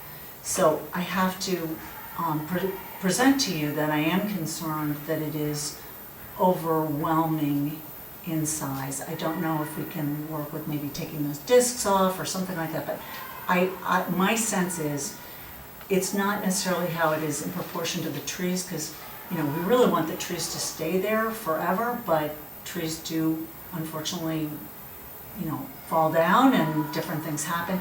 It's really the perspective of these small little people that are depicted here and looking up. To me, it just looks really overwhelming, and that's not even from the perspective, we have a kind of a looking down on picture here, so the people look smaller, but if you're down by the tennis courts and you're looking up, to Mary Louise's point, it's just going to look tremendously overwhelming. So then the other thing that's concerning to me is it's fantastic. It's going to be tons of fun. Everybody's going to love it. And I'm a little concerned, and this is going to sound crazy, but I'm a little concerned that we could potentially be victims of our own success vis-a-vis our difficult discussions about pickleball and lots of other things that are going on in the park. Excuse me. And then it will put even more stress and pressure on the park because it is so fantastic and fun. So it's hard to actually say that because, you know, you want everything to be fantastic and you want people to come. But there is so much intensity and pressure on that park. I'm sure you're not surprised at my perspective here, because I'm always an advocate I was for fully the park. expecting it, and I feel Yeah. like we always know your viewpoint, and it's totally appreciated And and understandable. consistent and consistent. Oh, yeah, you're And- consistent. And, you know, certainly everybody in this room has also made votes supporting that perspective. Oh, yeah, including myself. I know. And but I So- feel like with pickleball, I specifically said during that conversation that we were doing a new playground and that it was gonna bring more traffic, especially initially, because everything new exciting is always a bump in traffic, like Whole Foods was. Yes, And then it yes. kind of equalizes. And then it goes down. So Right. that's part of the reason I felt like I wasn't supporting the pickleball lines at Cherry Lawn, because I knew this was coming up, and I knew that even if it wasn't this, nothing, it could be anything, something new is always gonna bring traffic to that park. So I had already accommodated that in my mind when we made the vote for pickleball. We talked about that. Yeah, we specifically. No, you absolutely did. You absolutely brought that up. I just wanted to raise it again. Oh, I think. we did. Because it is, and I also am concerned because, you know, I would hate for anybody to say, well, gosh, you know, we said no to all these other things and now we're saying yes to this. Right. And I agree that it's, we did talk about it at that time. Right, that's a good, I do understand. what I you're know saying. you do, of know course that. you do. You've Of been on the course you commission do. too long for me to not understand that. So, I know you want to advance the process. I guess I'd sort of like to understand a little bit more about I guess it'd be good to hear the public or something, or if we could have people talk a little bit about, I just don't want people to get there and go, whoa, what is this? We didn't know about this. And there's so many good elements to it, I don't want it to hinder the whole huge effort you've done and the positivity around all the other aspects just because of this one particular item within the whole playground layout. It would just, it's a little like when we did the high school and the pool was there at the high school, and then they said, listen, we really want to advance the process, but the pool is dragging us down. That was a huge mistake. And that was a huge mistake. That was a huge That was a huge mistake. So maybe not including this would be a huge mistake. But I guess I personally don't feel comfortable with the scale of it within the park. Even though it's such a fantastically fun structure, I just think it's going to be overwhelming. And it's also why I was concerned about the gazebo too. The gazebo was, I felt like that design was too large for the park as well. Don't laugh, but actually, they saw a design with cedar roofs, shingles on it, and we were all like, you know, and then someone said, we're not designing for adults, we're designing for kids, and they don't care if a roof is cedar or not, so. Yeah, so that, Just- so I'm just I saying this, understand you're it's- designing yeah. for kids, Yeah. but it's in a park that's filled with adults. And it is gonna be a very important feature in the park. Right. So, you know, whether we move forward, whether we do, I just feel like it's important that I express that. And I think it's gonna be super duper fun, but if we do it, I'm not in favor of it. It's too large for the space. Thank you. And with all due respect, I just think, and I respect everything you said there. I think, you know, we are all appointed here and we are representatives of members of the town. And I think the biggest challenge we could potentially have at this point would be to try and bring on some level of referendum and bring in even more voices at this point. I think that. I don't think this would go to a referendum. No, of course not, I'm just Oh saying. my God. Wait a second. I'm I saying didn't want to referendum in the sense- imply that. No, but I'm saying in the sense of trying to bring greater public discourse into this right now. I just think everyone will have a different opinion on which way this should go. And to Susan's point, the longer we delay on this, or the more changes we make, the more costly this is ultimately gonna be. And so that's where I feared that it's taken so long to get to this place. I mean, I think it's beautiful. Again, for consumers, when I took them there and they got to see, it's not too big in that scale. Yeah, And but they- you were in a huge field. From what I understand, it's in a very large field. It's just flat, yeah. It looks bigger in a field actually than surrounded by Yeah, trees. I think the trees I don't know. actually dwarf If you it. put a big couch in a tiny room, it's looking pretty big couch. And also, So- we got public to input on this, that's why we had the committee. And we got people, like, that was our public outreach, to be fair. And Kathy brought this up during our meeting, she did a good job, and she reminded, she's like, we're all here because, you know, we have kids of different ages, coming from different elementary schools. We actually purposely grabbed that representation, and then we also said, go to your friends and your, you know, and I actually tried to drag more people into it, because I was like, hey, I want to get some younger. So I feel like I actually tried to get a lot more people on it, because I wanted to hear more voices, and so I felt like we did get a lot of input on it. I'm sure you did. I have, there's. But like I you know, said, if you look at my slides at the beginning, we're talking about an underserved population here, the 5 to 12. And if our, I guess that's what the commission needs to figure out. Are we gonna try to bring back the 5 to 12 here? That's really the issue here. If that's the case, a different unit that's smaller and less inviting, that's not gonna do the job. And if that's what we wanna do, let me just tell them the committee and we'll go that way. But if we wanna stick with bringing back the 5 to 12 visitors, then I will, you know, this is something that would do it. So that's what I'm saying. I guess Right. that's the question. Right. And I get the height And that was thing. your goal. And that was my goal, and I know that sounds really, I mean, it was funny, because I ran into someone at the beach recently, and he said to me, you know, with all the work from home now, Darien is no longer the end-all be-all, because you're the closest town in the city. What you're competing is for families that want to move here because of the amenities. And if they can get those amenities in Fairfield, farther afield for cheaper, we're not gonna get those people. And right now, we're getting a lot of young families, which is great, you know, moving, going to our public schools, overcrowding, you know, in some cases, but it's okay, it's what it is. It's great to have a lot of residents paying taxes and wanting to buy our houses. But we need to offer, this is not being served now.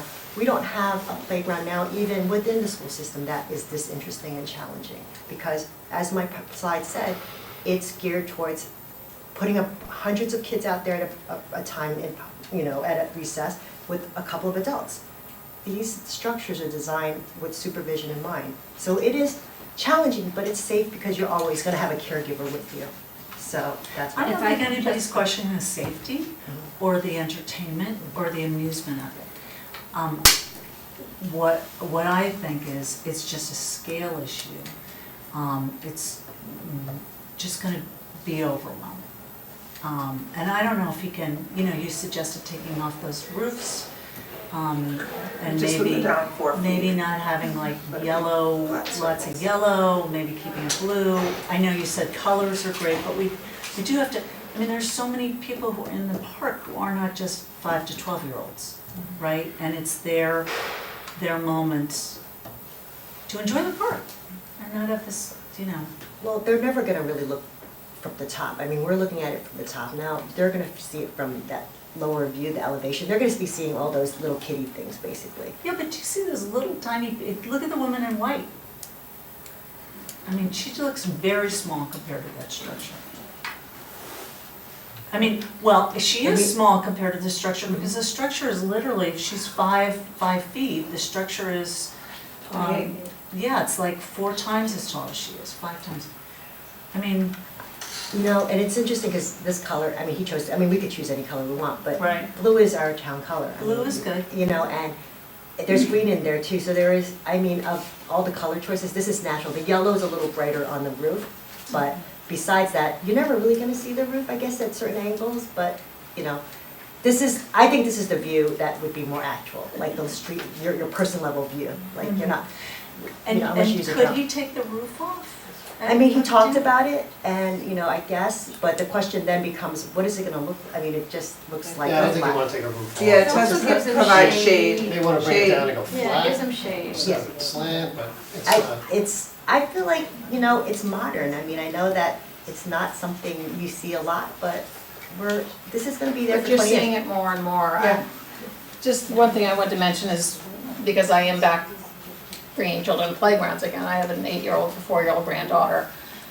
They've lived in California, they've lived in Atlanta, now they're in Denver, so I've gotten a lot of playgrounds over the last few years. And when we were in Denver in May, when the little one was still 3 years old, you know, my daughter-in-law was going away, gave us a long list of things we needed to do, and they're like, okay, there's this one playground, you know, the girls are gonna wanna go to. So we took them to this playground, and this is it. Oh my God, it's huge. And it is phenomenal. It is phenomenal. That's a little And bit. it has the picture in it, it's outside. Lori, the issue isn't whether these are phenomenal. No, but if The we're, issue is whether this structure works within the place I that we want understand. it to be. So, But works- nobody's but works for debating who? how Are we much fun building- the playground is, or how much work Susan has done, which is obviously incredible, or whether Pam's at a convention with all these things that are in a huge convention hall.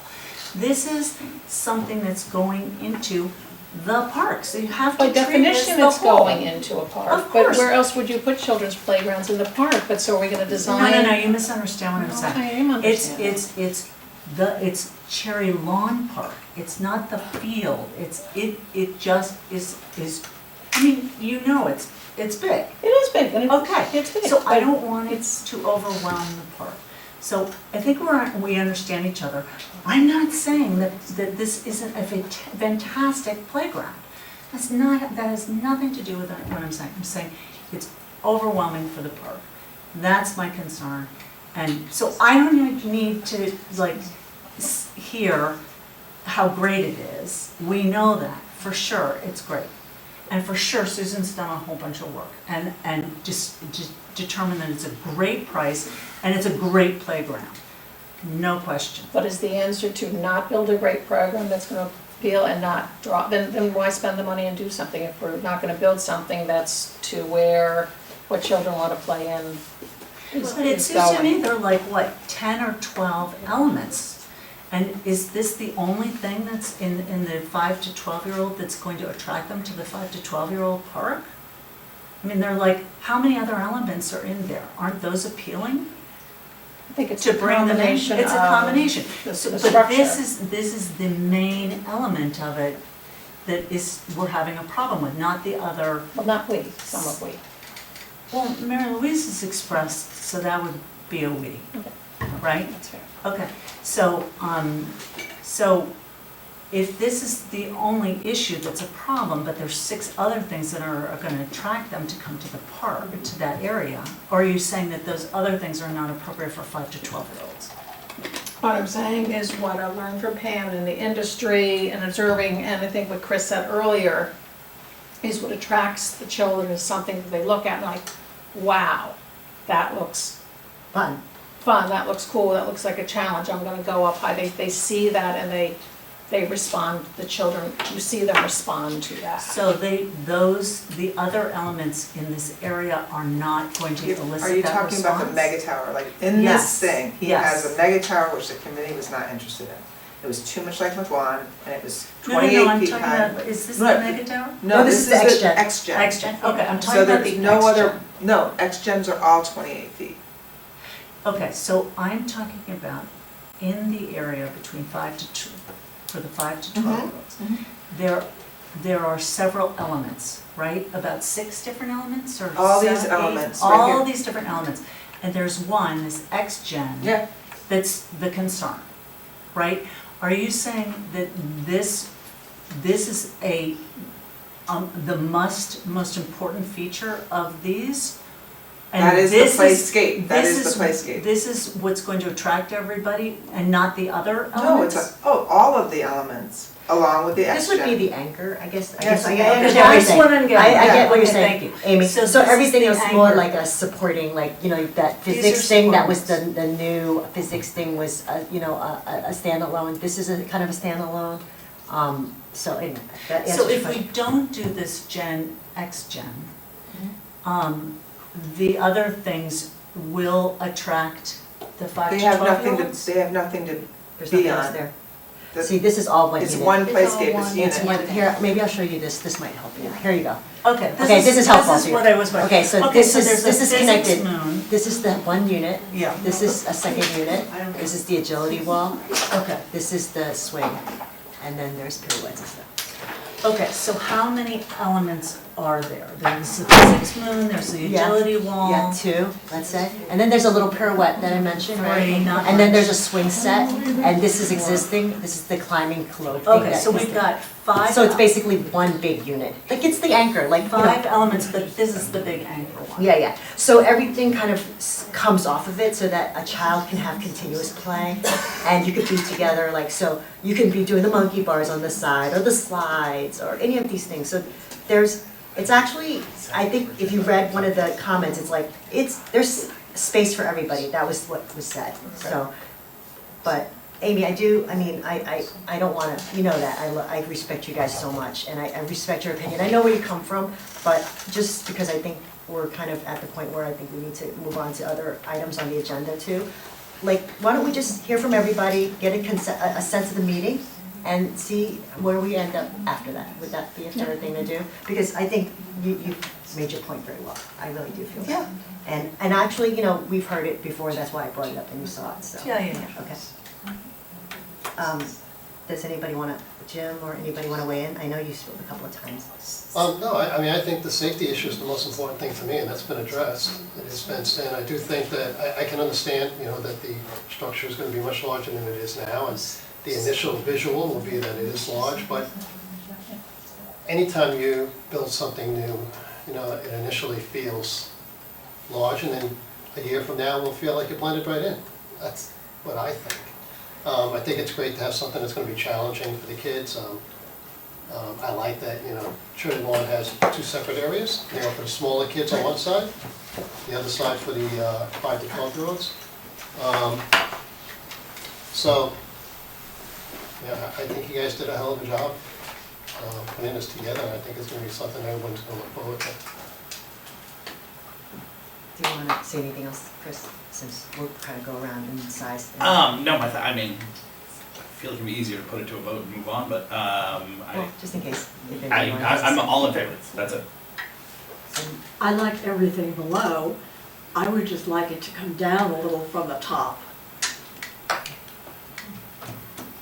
Who else? Cara? I think I spoke about Cara. Yeah, so, I think I'm with Mary Louise and Amy that I think scale and size do matter in town. I think people move here because they like our parks that are bucolic and pastoral. So I'll go back to something I've said in other things. I think in all things town, sometimes you have to go slow to go fast. And if you're hearing in this group and another one that there's sensitivity to scale, maybe a move is to get more, like a Trust for Public Land. We've built 300 playgrounds in New York and we've always got just tons of kid feedback on the park. So maybe just trying to build the case of what this does for kids helps put the concerns about scale into context. But I think ignoring the comments about scale might set things up for challenges later on. That would be my worry. Kathy? Smart comment.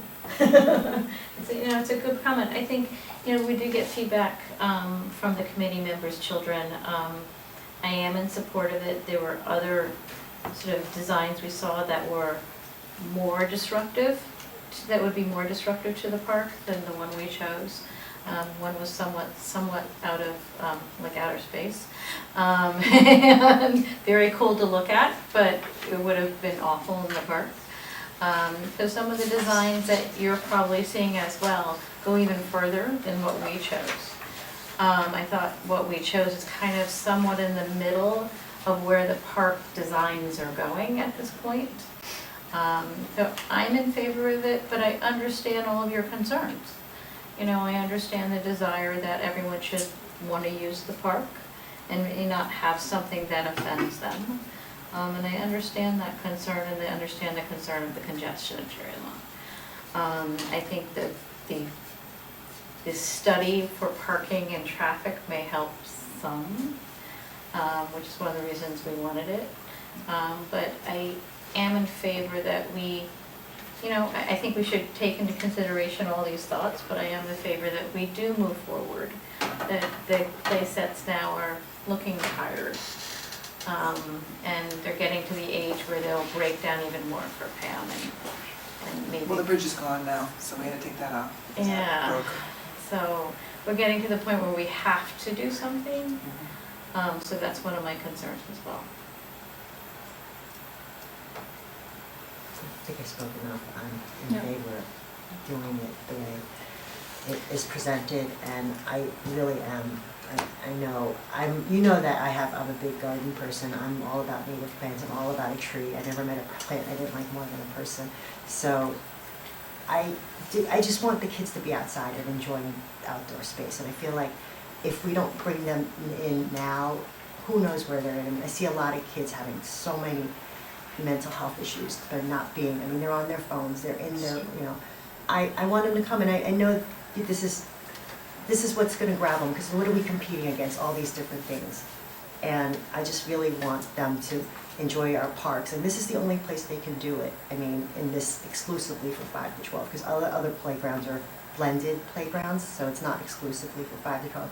And at Cherry Lawn, we have a unique situation.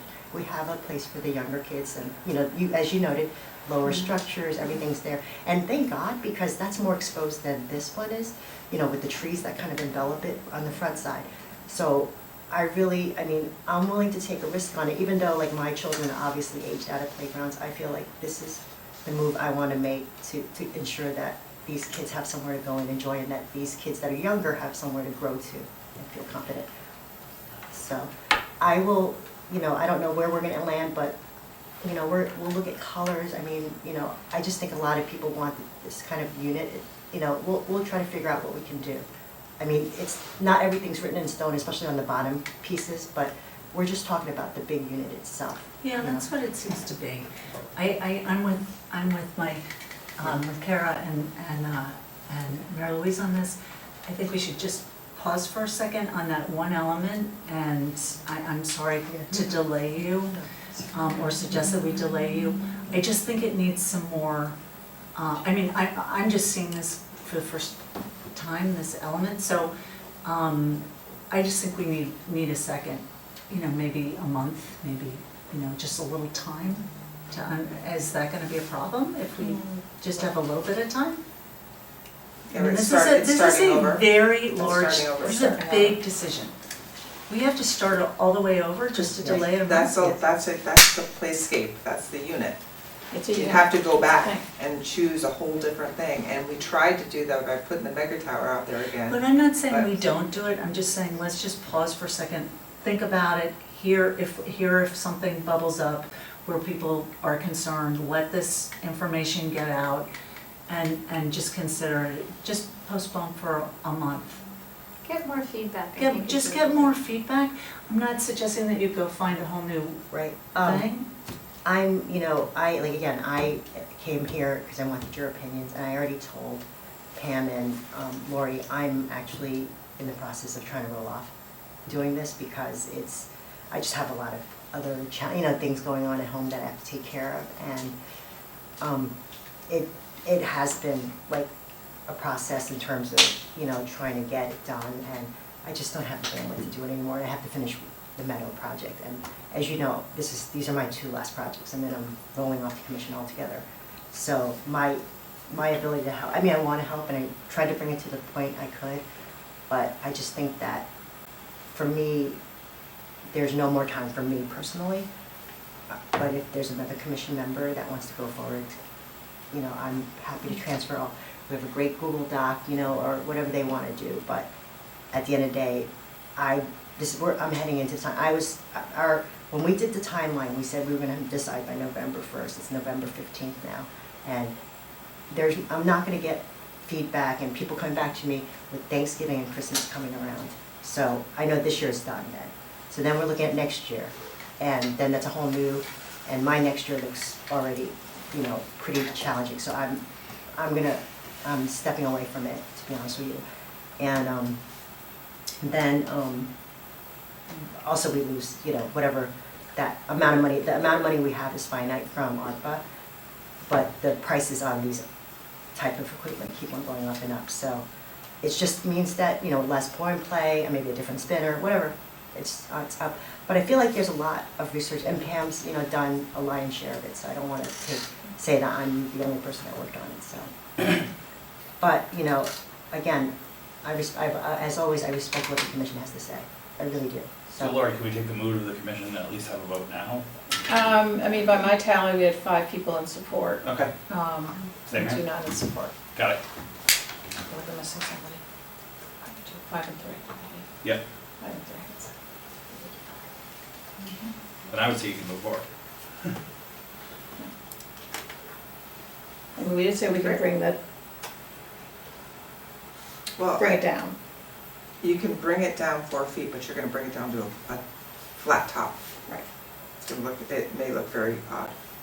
Because you can't bring it down to an You angle. could maybe do Okay. 2 feet down, and that would help. We We could can look bring it at down 2 feet. colors, I mean, you know, and other things, and. Yeah, yeah.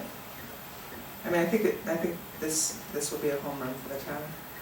I mean, I get it, and the height,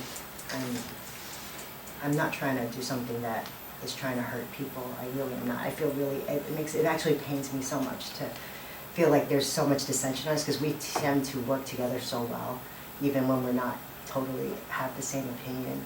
And so I wasn't trying to like, you know, jam it, you know, I know that you haven't had a lot of time on it in terms of seeing it, but our committee worked on it for a very long time and really considered it and hired a professional park person, and this is the future, unfortunately. I mean, this is how playgrounds No, are. unfortunately, It's- fortunately. Fortunately, It's I mean, great for fortunately, I kids. meant, like, you know, in terms of people, I mean, unfortunate for people that are used to seeing things more naturalistic, which I like too, by the way. So, Susan, I did hear so much recognition of you, just I want to make sure that that comes through. Thank you. Definitely. Definitely. yeah, and I'm not trying to, you know, it's just, like, again, we're trying to do what we think is best for our residents, and when you start from there, you know, it's just easy to make decisions like this. It makes it clearer in your mind, and that's why it came that way, but. Well, I'm not saying that, I mean, we're talking from our resident perspective as well. I think that's what we're all doing. Right now. You know, I just didn't know it can be this large. Lori, since it's 9:30, do you want to just give us a direction I, or? as I said, where we came out was that we had five members who expressed interest and go forward. 3 who didn't, and, you know, they heard the concerns, and the committee can work in looking at ways to, you know, tweak the height, but that is where it came Now, out. let's see if you can bring the height down and maybe have some, Colors, yeah, colors. I mean, Yeah. Do you think the blue gonna didn't be go a well, too? big fixture in the park, and we're gonna hear a lot about it. Right? Good and bad. Well, we can come back to But look, the colors. events, We can come back to me, colors in it's December. like, I think it would be fine, it wouldn't bother me at all. I would go up as like, this is a fabulous thing, and kids are gonna be happy, and I'm sure there are gonna be a ton of and if people who do people wanna that, be, Lori. you know, quiet, there's, you know, other areas of the park they can go to, and it will be very quiet, and they won't, necessarily see We're it. used to making unpopular decisions sometimes. Yeah, for I mean, this. I think about It's very when the hard to playground make. at Wee Beach was built, and some people, they were like, well, why did you put it right on the beach? Because I wanna look at the water. Or other people are like, well, of course it wants to be on the beach, because the old playground was in the woods, and I didn't wanna go sit in the woods with my kids and not be at the beach, so. You're always gonna have people that are like, oh, I don't like the way this looks, but now it's just, it's a fixture at Wee. I mean, everybody doesn't even think we have gone twice through about it. so many of these things in the years that we've been on this commission, and we chew them up and spit Right. them out and chew them up again, and then Right. talk about it more and more, and that's Right. the beauty of this commission, is everybody's got different opinions and are capable people. So that's what we do. And then, you know, nobody's suggested, anyway, we're all on the same page, we all understand each other. I do think we should thank Susan for everything she's done in this. It's been Not to mention, Wee Beach Meadow, she really spearheaded and ran with all the planting of pear tree, so, And the plantings at Wee Beach. yeah, so, You're doing mega amount, I don't know, so, and I appreciate your help too. make it okay, let's move on. The rules and regs, we won't spend a lot of time on these tonight. I did circulate a version that reflected, we got through the whole document once. I did circulate a version that was updated to reflect the discussions we had last month. I hope you all took the time to read it. I've spent a considerable amount of time working on this. So I think at this point for this evening, I would just take any, what I would consider final comments or questions or updates that you think this document needs. Otherwise, I would propose, barring any feedback now, or if you get it to me, directly, that we would plan on voting on this next month. Look at my feedback here. Okay, and then the plan would be that we would vote on these updates, therefore, because so we get the conceptual ideas changed and in place. And then over the winter, Kathy and I are gonna work together reformatting the entire document, because there are still, redundancies, and there are things that we feel are more procedural that probably don't belong in the rules, but in procedure documents that Pam would establish with her office, but we'll take that as a next step, because this would be a working, at least we have a working document where the rules were updated. So did anybody in going through it come up with anything? Kathy, one thing, if you could look up that citation on the idling at some point, just because we could probably do it in 5 minutes and it would take me an hour, just try to figure it out. Did anybody have anything else, or, hopefully you thought I reflected the discussion properly? I think it looks good. Went through a lot of detail. Yeah, it's a lot Yeah, of that's great. It's gonna be simplified a lot in December. Yeah, I think we can simplify it. Verbiage changed and ways to, bring it up to date and. It's hard to believe they were this way to begin with. Yeah. Yeah. But even, as Commissioner, the Coastal Commission is working an update to the mooring ordinance, and there was a reference I picked up today when I was reading the draft that said the Parks and Recreation Commission will place, buoys to mark off the swimming areas, and I quickly wrote and said, no, it's not the commission, it's the department, please change that. I said, you don't want me out there in a motorboat. But it's just, and I said, to them, we have that own problem in our document now, and we're cleaning it up, so they did make that change. Okay, so everybody is happy? Okay, in terms of conceptual, we agree that these are the decisions we want to make in terms of the concepts that we're changing or adding or implementing. Yep. Okay, all right, so that's all we'll do on that, and then we will put this on next month's agenda for a vote. Okay, Pam, do you want to discuss the needs assessment, or do we want to hold that till next month, given, I can be very quick and then we could, and then dive into it next month? Yes. Okay, because we do need to vote. Super interesting. Whoa. Thank you. A So we lot to got unpack. just You and under, your staff had to pull together all the comments? Oh my God. Cecilia. It was impressive, yeah. Hit a home run with this thing. Yep. Oh She my spent God. weeks, and she's got a lot of little, if you're watching this, Cecilia, a little OCD going on, but it worked in her favor. She grouped them, she organized all the comments. There were over 600 comments that came in that were just like, for instance, there's so much Great Island information here. We never asked that question, but people wanted to tell us. There were some, in my opinion, some really striking, impactful comments, like, as I mentioned in the park tour, an overwhelming amount of people really wanting a free concert series. And I've been wanting to do that for quite a long time, but we just don't have the staff to pull it off right now. So I heard it loud and clear here. I also heard, which I was a little surprised about, but now that I think about it, I'm not, because I have an 84-year-old mother who still doesn't want to go to the senior center because she's not old enough. So that 50s, 60s, 70s comments came out of like where's the programming for us? Where's the programming? I love that you do family programming, but our kids have moved on. And so I thought that was striking, because that's fantastic, because you're right, there's a whole bunch of people that aren't ready to go to the senior center. So that stood out. I also thought that there was just a tremendous amount of ideas for community events, which just showed that people really want to stay connected. And these community events help the community connect, and they see their neighbors and their friends, or they meet new people. So I thought those were three major things that stood out to me, and we certainly can discuss more as people have more time to to look into it. Well, it was Yeah. interesting because it was like 40, almost 40%, I think, were people who didn't have, responders were people who didn't have, yeah, here it is. Yeah, 40, almost 40% were people who don't have any children home. Mhm. Yeah, huge. That's Huge amazing. amount. Now, Huge. maybe that's because they have more time to do surveys. Yeah. I don't know, but. Well, and of course, the pool came out, you know, the pool. Always. You know, always, I mean, I would love to have that under my cap, but I don't think I Laura, you will want to take that one? in the time I'm here. That was a fast response.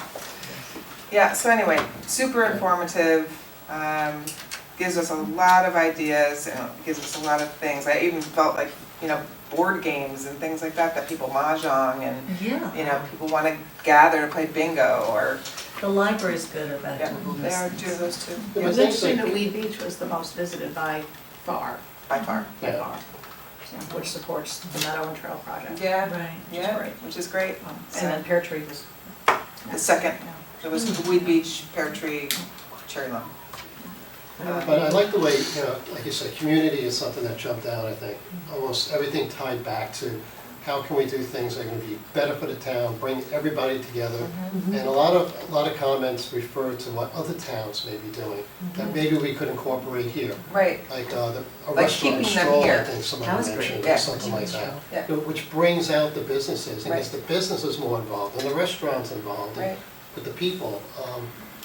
I think they were great ideas that I were do tossed too. out there. Yeah, this is like eye candy for us. Yeah, I think this is something, and Pam and I were gonna share it with the selectmen, of course, I suspect the Great Island Committee, but also I could see sharing this with the Chamber of Commerce and others, because some of these things are more that I think would fall in their laps to implement, or some of the other not-for-profits in town, things sound like it's just at a restaurant stroll, to me, that kind of screams of chamber, you know, chamber or partnership, with Chamber of Commerce, but And, I yeah, think it's information we can be sharing. I know you guys have built a really good relationship with all the different organizations in town, so I think this is great information that we can really be sharing sure.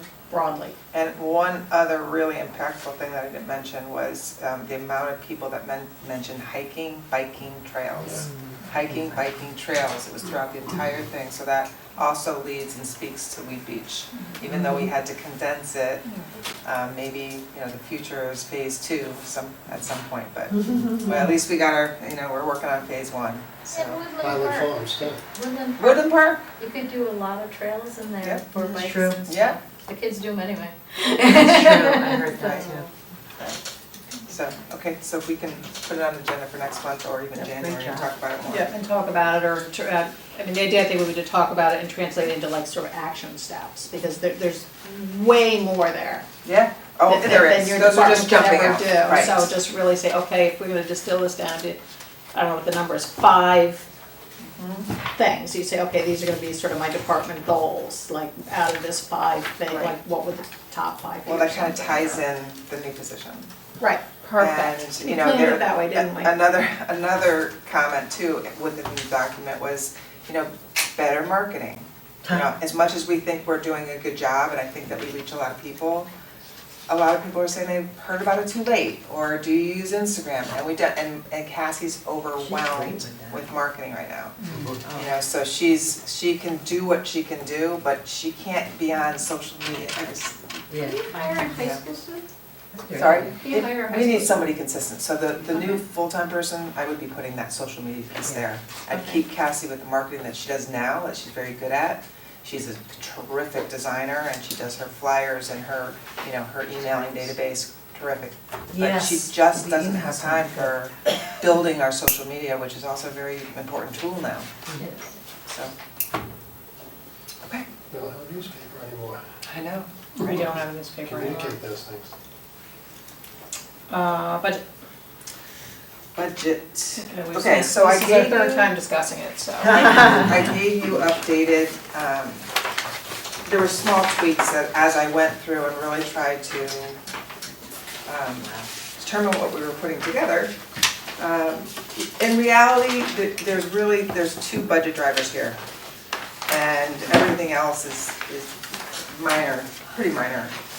It's the full-time salary of the program coordinator, at 60,000, which again, with benefits is probably more close to 90, full-time benefits. And the additional $40,000, which quite honestly, we've already really been paying that, we've been paying more than that, we've been paying $55,000, but it's been taken off our revenue directly. So it's our software company, they're offering an annual fee. At the same time, while they offered us $50,000 annual fee, I was already searching different software companies, so they quickly dropped it to 10. Quickly dropped it to 40 so they could keep our business. So in reality, we're saving $15,000. Good for you. Yeah. So we're sticking with them for 3 years. And so in reality, we've already been paying this. It's just that it's going to be paid annually out of the budget. Everything else was really just mainly cost of living increases. Are you given that figure by, is Jen or somebody? Jen. Yeah, Yeah. they just say this is the Yes, figure they're they using. did, the annualized salary. The one thing I guess I would ask would be like, for instance, and I don't know if it's too early yet, but like with the invasives, we are doing incredible work, as you all saw on Saturday. Right. That's $15,000 right now. We haven't gone the full year now with the 15, so hard to say whether that 15 is plenty or not, only because of our guys. How much work can they do? So they've been working their tails off August. Your guys. Yeah, our park crew, which you saw on Saturday, right? So they have a limited time, August through, if it's a mild winter, straight through March. And so they can get a lot of work done, and they may very well eat up that $15,000. But if it's bad winter, then they'll miss those months, and we may not, because come springtime, they're not going to be able to do the invasive work. So it's hard for us to know right now whether we ask for additional money or we just let it be at 15. And you can certainly jump in here. Well, based on what we've heard, other towns are spending and so on. You're right. The Wow. 15 is Is nothing, ridiculous. yeah. I So how mean, much are other towns spending? we're talking 150, 250,000, That's true. yeah. This is Big like, numbers. They're probably also using vendors they're paying for, where we're using in-house, which is getting us a But even big so, bang. there's a huge difference between 15 There and is. 250. No, you're right. Yeah. oh You're right. wow. So, But would we hit the point where we're like, we wanna get, I mean, the working group did a tour of not all of the parks, but we hit, what, 5, 6, whatever, and pretty much every park we Needed help. identified. and they're hungry and willing to Issues. work, so that's not an issue. No, that's not an Right, issue, right. but they have their day jobs, Right. and Correct. they're filling in a little bit here and there when they have a little downtime, and then the rest is overtime they're doing on Saturdays, but they can only do so much of that, they have personal lives and families, so. Right, And we've also identified an area where we're going to need a specialist to come in Yeah. and go after the tree in heavens true. that they can't do. So, and that's going, That's true. you're going to get a cost on that. Right. Okay. Personally, I'd go for more. I'm just Yeah, that's what you're here for. Because we may need, I got Jenny there, nodding. Definitely. We may need, I mean, we love using the guys. I mean, there's no Yeah. issue about it. We Right. love doing it internally, you know, it's great, you know, Sandy gets out there, he went on the tour with us, we pointed, that's all great, but that's a finite resource. Right. And we might have to go back to supplementing with outside resources Right. under his supervision, which we know by definition is gonna be more expensive, because frankly, on the tour that we took, Yeah. you know, Laura and Susan identified a lot more than I expected. Even some of the parks where I thought, oh, I bet this is pretty good, and we were That's the walking, burning bush. nope, that's all There's so really much needs to burning go. It looks very nice now. It looks beautiful now. But it's the worst invasive of them. Yeah, I mean, Laura was very Horrified. adamant that what happens is it crowds out all of the undergrowth, so that as the trees drop and would regenerate and grow new trees and such, that the burning bush just crowds all of that out, so you don't get that regeneration. So, So would you want to double it? Let's do yeah, that. yeah, Yeah. Yeah, When no, did why they let us not? do it? triple it. Let's triple it. Triple it, yeah. you might get maybe, right? Right. So, They We're might gonna split the cut it difference. down, you gotta so. ask. So Yeah. 45,000? And now we have the That's- before and doesn't after, even we can seem show what like a we've lot. accomplished. We've gone around and inventory, I gotta type those notes up too, I was reading them the other day, I'm like, oh, I should have done this right away, so. you're I'll helping help you on if you that, wanna go help me on through that. But we really did find a lot more than Yeah, we thought we were going to, when we walked around with people who can spot that stuff. okay, so that would be another budget driver. Okay. I'd rather ask for one, have it get whacked back a little bit, but, And so I guess that begs the question about beautification. So we're at 18,000 there.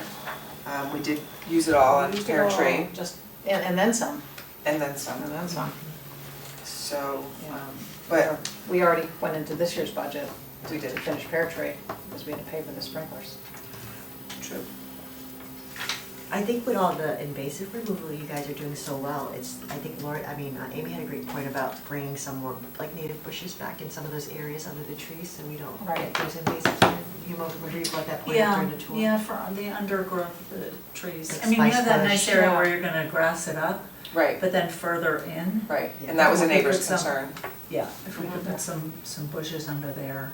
I think also for the wildlife, You're and right. and birds nesting. I think it's important that they set the seed and get the grass to grow so that they continue mowing, so that it keeps continuing to keep the invasives down, and then consider we could talk to our experts on the invasive committee too about when. It's just that when you get farther in, it's harder to put that seed, and it's like, it's not as even, I think, and more trees. That's and true. If you're gonna That's keep them true. in. I'm not the expert on Yeah, this. Mike said, he was like asking us like which ones are keepers, and there were a lot of small trees in there, and I think to Amy's point, that putting some like understory bushes that are native is a great way to fill in a space, and maybe some of the beautification money for that, that's what I was thinking, like, as you were suggesting, that might be a great place So to should spend we money. increase that? Yeah, we also need the new, 3 new trees from McGuan, Mhm. we know that, And we're also gonna need, plus the whole planter area that was added, that's all new. oh yeah, Yeah, that sure. matters. Four, Right. are there 4 planters? There 4 planters? Four. Three. Yeah. Just 3? Three. Three big planters. So those are gonna Trees for need each one of trees, those, yeah. Those are And gonna also need bigger the- trees, excuse and that That's whole true. Big thing, thing, yeah. planter thing. Right, Lots that's of true. time. Gonna need it. Plus, we did, or I mentioned, planting a couple of trees around the baseball field at Town Hall. Oh, yeah, you did. You know, Remember maybe that. one or two. Right behind the backstop, she was saying. Oh, Was it behind right that away? stuff. Yeah, I remember that. The Right shade? near the- That's a good idea too. yeah. So For 25? shade, and also because we need trees. 18. How much do we have now? 18.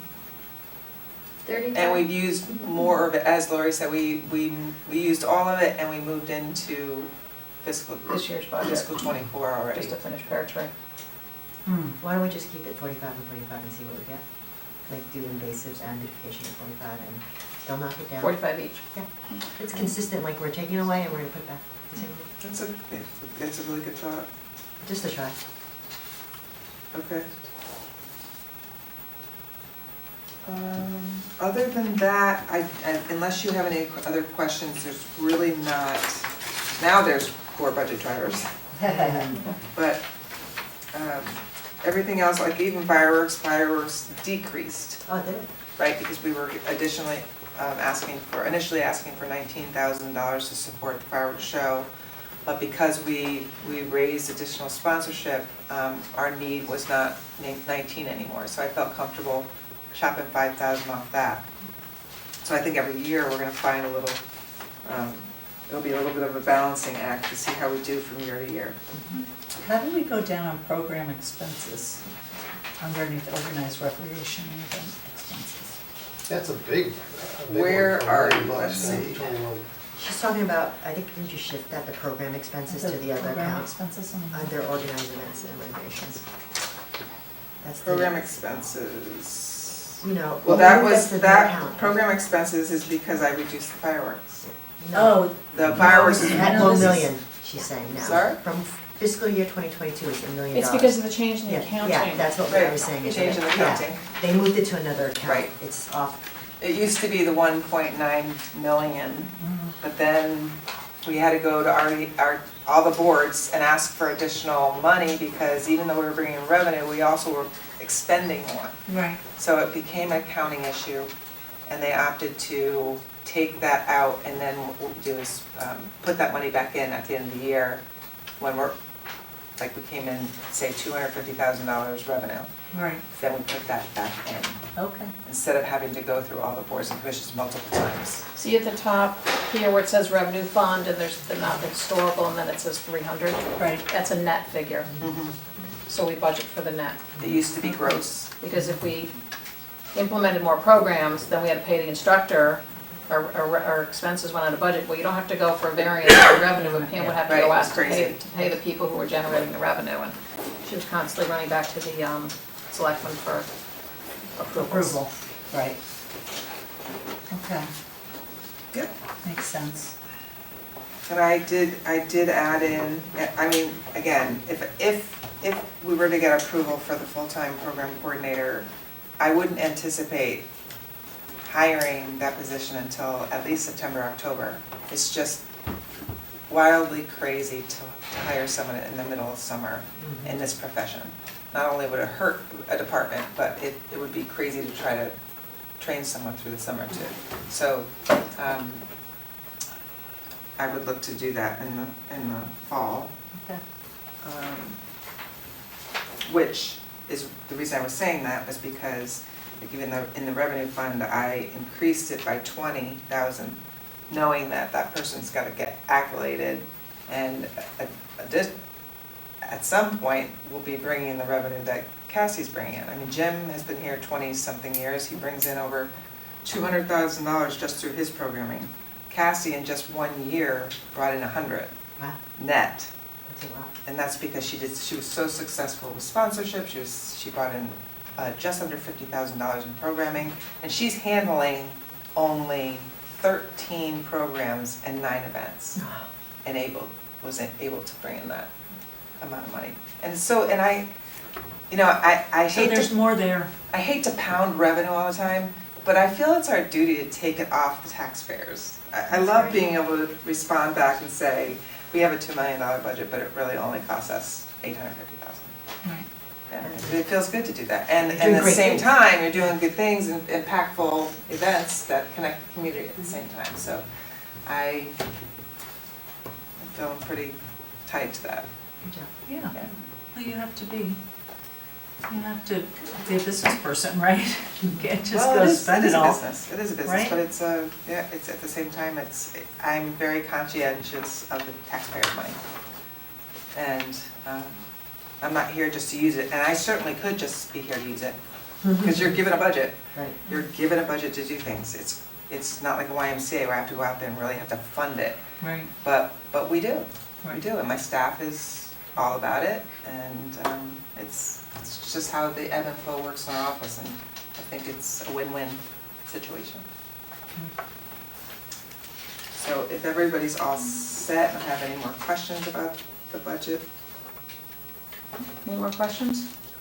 Okay, then can I get a motion to approve the fiscal '25 operating budget with the changes that we made this I do have one more question. So we did determine that we're gonna do security cameras at Lee Oh, that's Beach? for capital. Oh, I'm sorry, I'm on to capital. That's coming. Okay, all right, so Mary Louise, I think you made the motion. I did. And Jim seconded? Sure. Okay, in favor? Any opposed? Okay, all right, now capital. Capital. Okay. So capital, I handed you an updated 6-year plan because, for instance, in Cherry Lawn, I had last month given you a sheet that had dredging of the pond, Right. but he's having a really difficult time finding a vendor to give him quotes on that. So I just opted to move that along, dropped it off the highlighted list. And if he does get the vendor and that $75,000 is correct in nature, we can always bring it back before the town really gets involved in it. So he's trying really hard. He may have somebody, but at this point I thought it was best to kind of look at the top 5 things and repave Nature Center driveway. They really need to get this done. And it's kind of Is this our expense? Yeah. Well, I asked the question and I didn't really get a response. So I'm moving ahead with putting it on here and I think that will create the response. I don't know, it might be a gray area in the lease. But regardless, I know that our groundsmen take care of the outside of that facility, but not their walkways. And this particular job is to help, it's kind of, I don't want to say caving in, but it's sinking.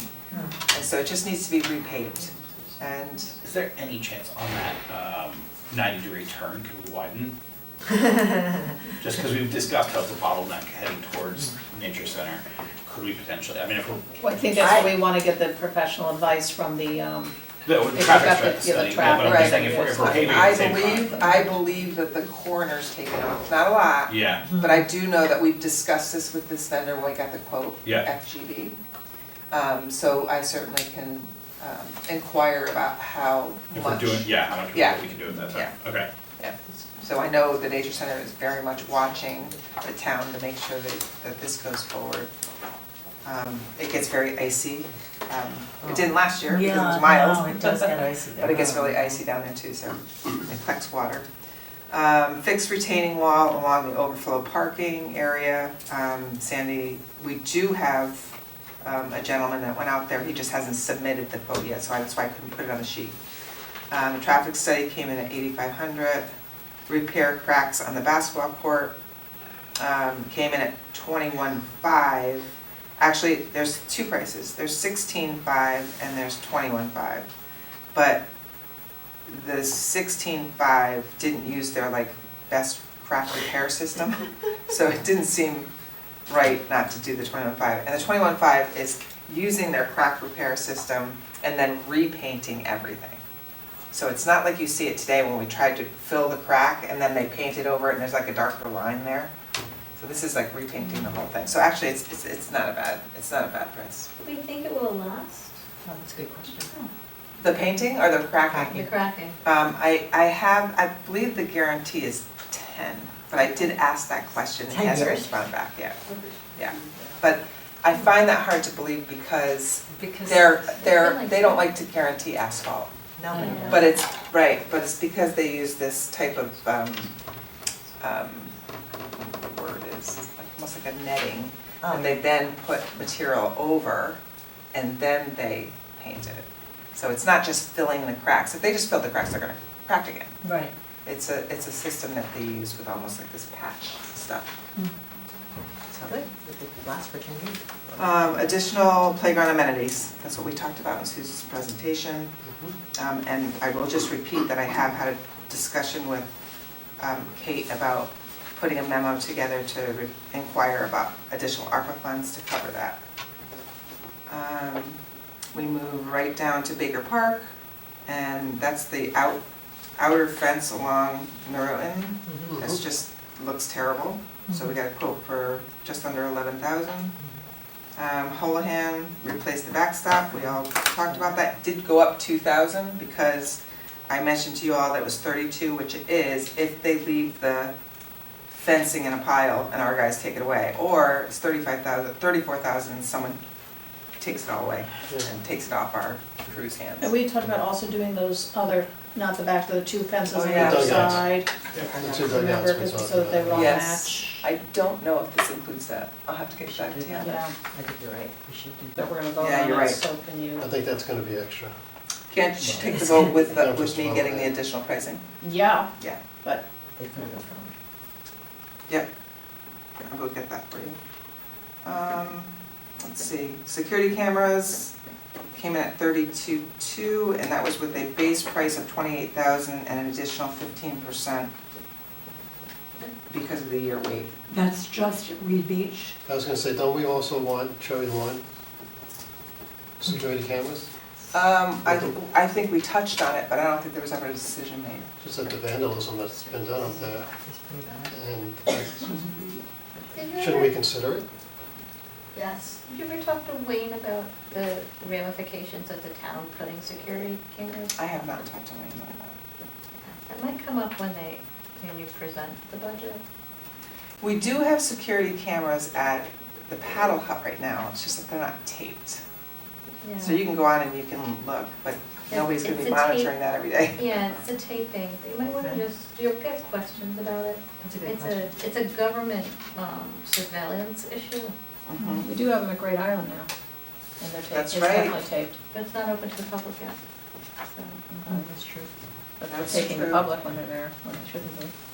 I'm just raising the Right. question, I Yeah, don't know no, the that's fine, and we can do that. Yeah, I would just suggest we just get. So we are just talking at this point about Weed Beach for the security Well, cameras? that's what we had talked about, because that's where we have the biggest issue for partying Correct, after yeah. hours. And let me find out how many cameras, Jim got this quote for me, how many cameras this $32,000 is. It's possible that we could, share the wealth there with 2 different parts. If there's like 6 cameras, maybe 3 is sufficient at both, I don't know. I would So- definitely support Cherry Lawn, to Jim's point. We have way too much vandalism here. So I think you might get support on that. Yeah, Especially if we're gonna go to the investment of putting in, new equipment and everything, I That's think we want to. Yeah.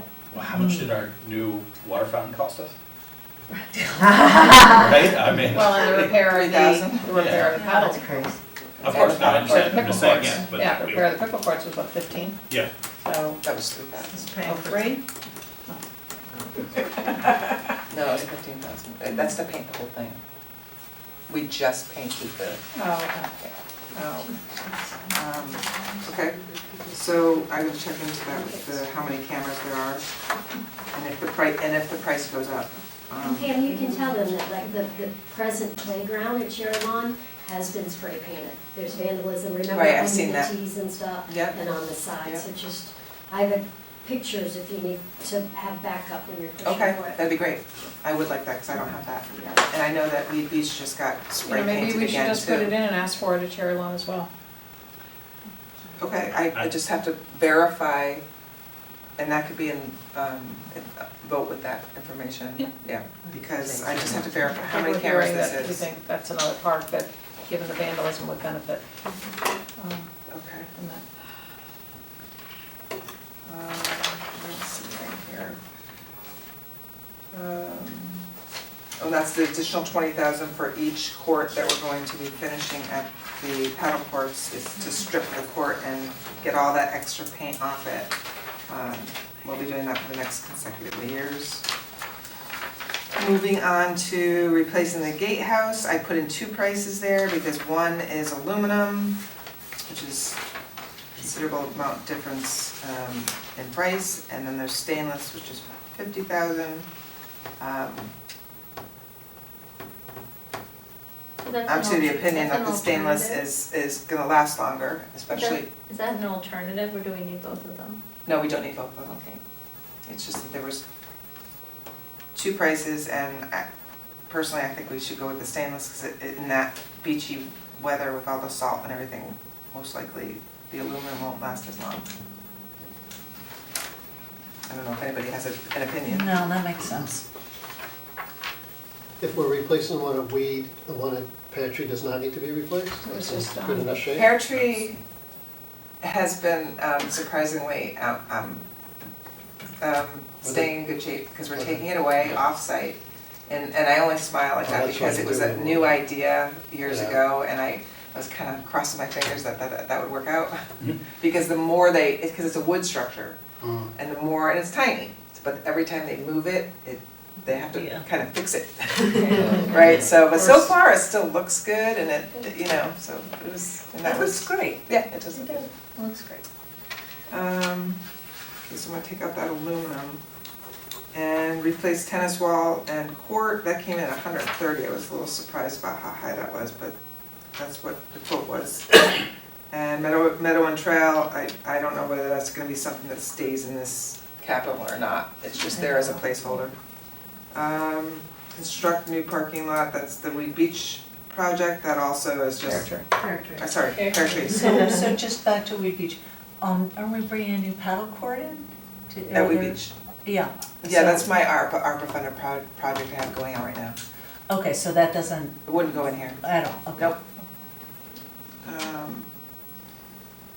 And then the park and rec equipment with the small capital, replace 6 AEDs, replace the 550 hook truck, and a stand-on blower.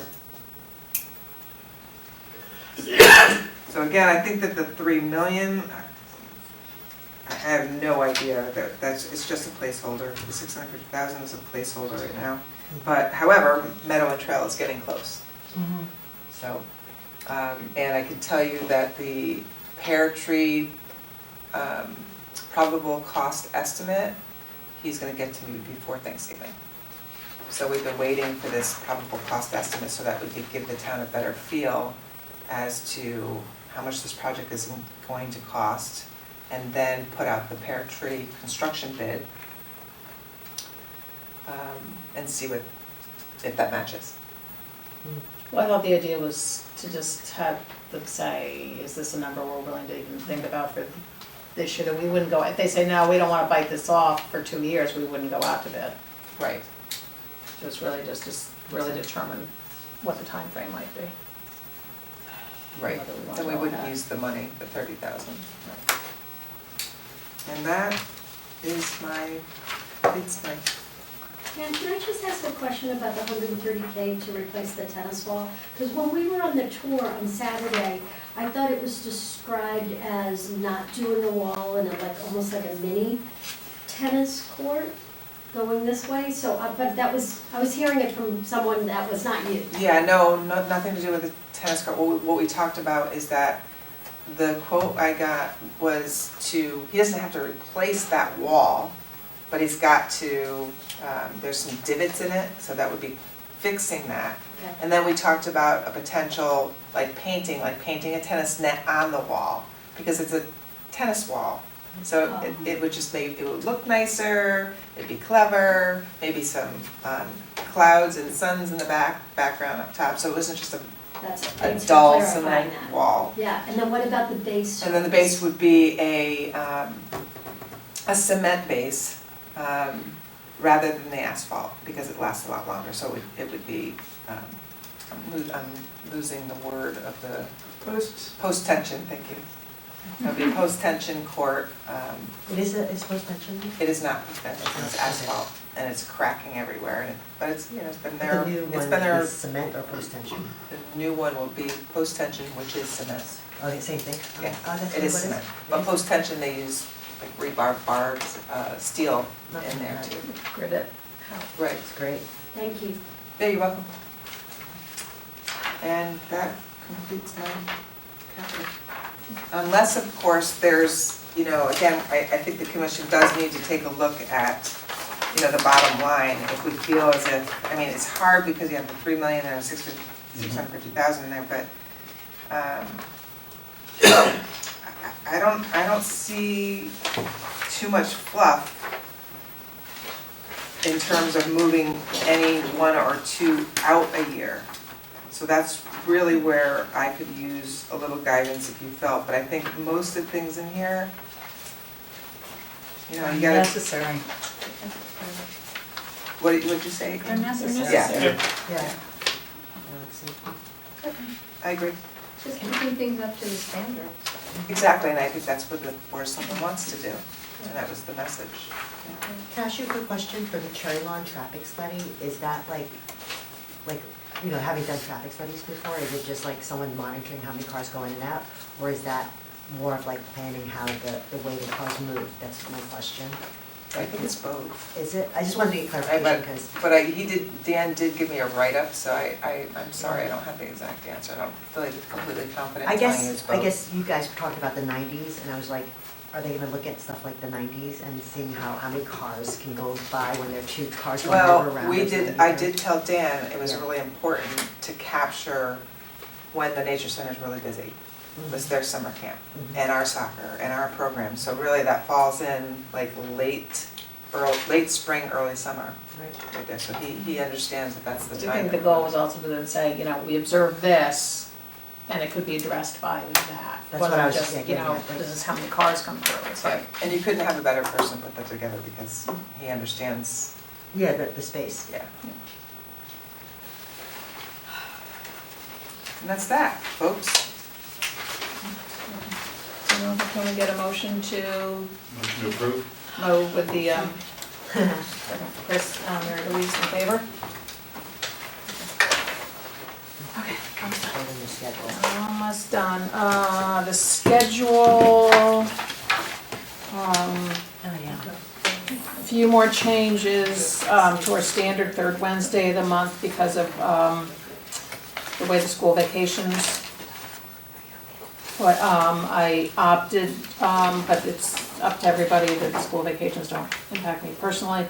But I opted to move them to the week after the school vacation rather than before, because what I hear so often from you guys is the few days leading up to school vacation is like nutty, because, you know, projects have to get finished, you're trying to get it ready to get out of work and things like that, and people are scrambling, and but the week after school vacation would be better, so I opted for that. We were also notified that, I don't know if they made it official, but we definitely, Tamara told me that she'd heard that the selectmen are asking that no meetings get scheduled on June 19th, which happens to be our third Wednesday. In that case, I suggested that we move that forward only because if you move it 19 and 7 is June 26th, that's kind of getting around 4th of July, school's out, and it is the last day of school per the current calendar, but if we move a week, if people are trying to get out of town or something, that maybe, but I'm indifferent. It's spaced out pretty well because May is May 15th, right into June Yeah. 12th, so it's spaced out pretty good. Right. And then, the way Thanksgiving is very early this year, it's very late next year, so we were on the 3rd, and then I'm also actually, the 3rd, December seemed to work okay. The 18th, I don't think is too late in the month. So I didn't feel the need to move it forward. We did do that for next month's meeting, so. Generally, people think this works. Yeah, and also Pam, before we started the meeting, you know, when we were just getting in for this meeting tonight, mentioned that she had spoken about doing, internally about doing hybrid Zoom access. Hybrid. I think that's the thing, we have to get guidance on whether Right, I that's talked to John about it. doable or not. And just had a brief conversation about how I've heard a little bit of a hum regarding having some flexibility within this group. Because people want to attend, and maybe it's that they're not feeling very well and they shouldn't come to a meeting, but they still want to attend the meeting.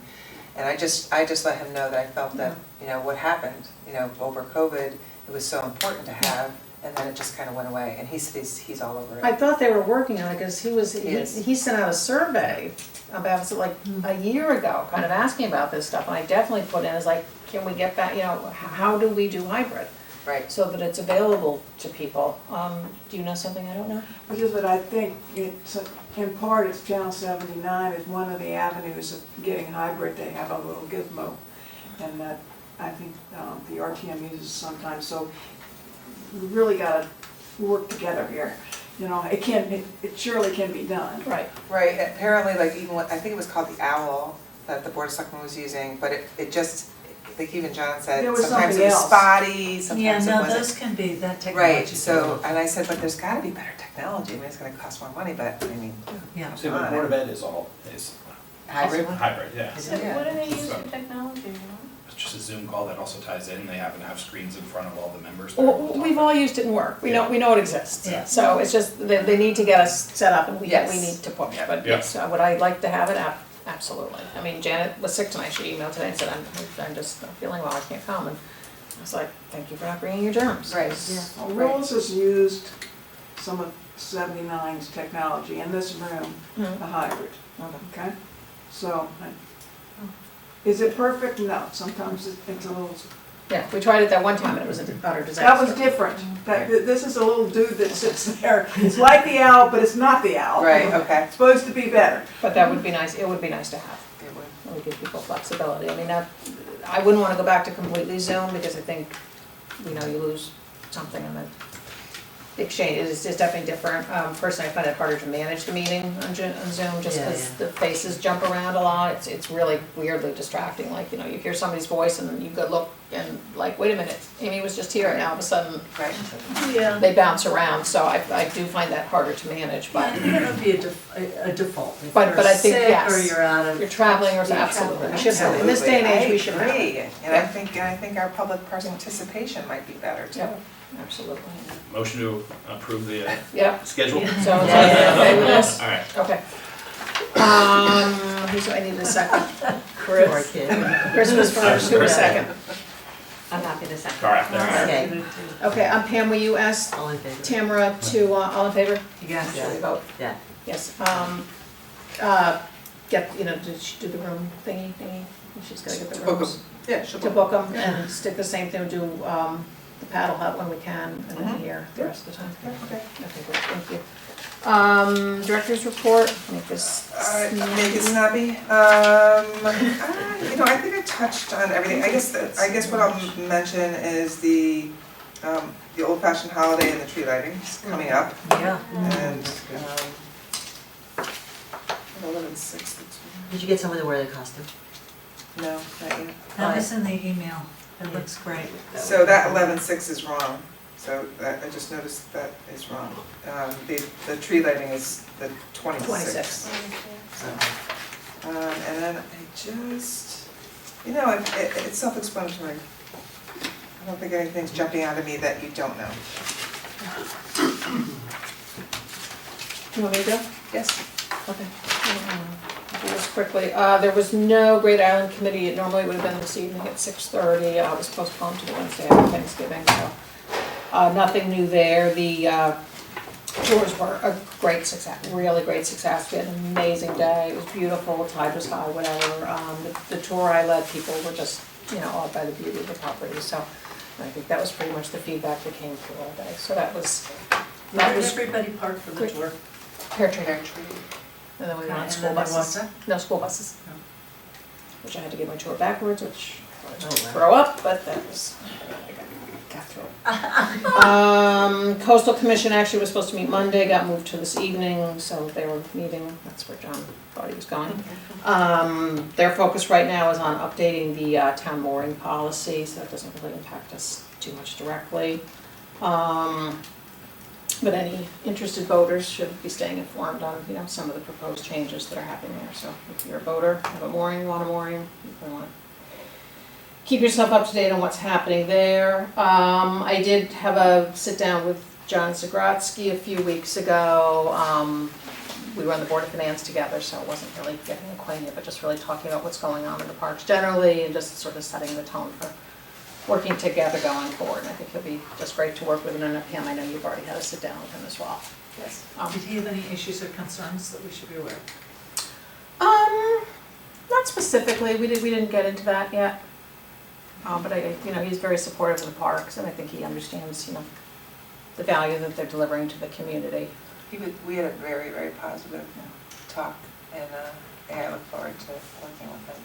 Great. It's like he's ready to He's ready to dig do in. some good things. And the one thing I said that really gave me goosebumps, is they just said, I love living in Darien, I love this town so much, and I want everybody to love it too. Which is really Which is sweet.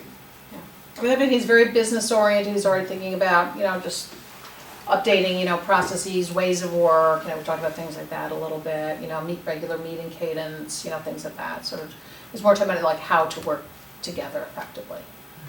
So I think that'll be fine.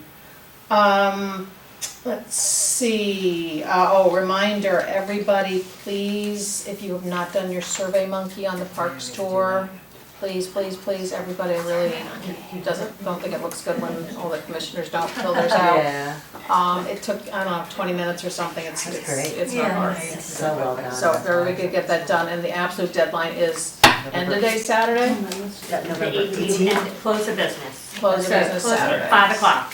Saturday, That's okay. Thank you. Great. And then It we're looks done, awesome. and then next You're welcome. month, we'll have a, hopefully a summary of the results similar to what you did, with the bar charts and all that stuff. And that's very helpful to us to Pam and I, when we go before the selectmen and the Board of Finance to have, data to show them. They like that, that, we set standards and this is how we're measuring ourselves. It's really, really helpful, so please, get that done. Just a quick point of business, in terms of RSVP to this meeting, it would be really helpful if you would let both Pam and I know, because sometimes some people tell Pam and some people tell me, and what happens is that she and I then every day of the meeting have to get on the phone and Yes, say, it's who a do we pain know in is the neck. coming, so Yeah. it would just be helpful. What about just responding back to the email? You could do that. Yeah. I mean, you can do a reply all, I don't know if everybody wants to hear from I don't wanna hear- everybody. Yeah, I just sent it back to the, So, Right, so when you receive it, that'd be the best time just but to then if you say, just reply back to Pam, you say you're coming, but then I don't know is the problem. So if you can just copy. Yeah, make a note to CC just Lori. CC me, that would be Saturday, great. helpful, and that way I know and don't have to be bugging her on the day out to, say, did you get the, just, maybe you can just trust that she I has was gonna say people. would be right after that, She's because carrying I see people. a bottle there, but- but then sometimes she hasn't heard from somebody, but I have, I Yeah, know. it's fine. Yeah, because I was. So do you. and then I talking to Jim, gotta I've been go Jim back for and say, coffee. how many people did this? Yeah. No. Right. Because it's all different It would just be times. really helpful. Got your question. To do that. I already mentioned the Invasives Park Tour, so that is it. And Jim Farrell is going to run with pickleball. Oh, good. Thank you. Yeah, there's a couple of people lined up already, so, Careful what you wish for. Yeah. I know, totally. So I think that's It'll be it, fun. so. Yes, pretty done. Thank you for stepping up. Yeah. we're gonna have 5 people on the committee, Okay, go with the odd number, okay, you said. yeah, that number's good. Okay, so I think that's it. I want to wish everybody happy Thanksgiving. Yes, happy Thank you. Thanksgiving, everybody. Turkey Day, and I'll take a motion to adjourn. Susan, second Amy, all in favor. Yeah. I sent mine 30.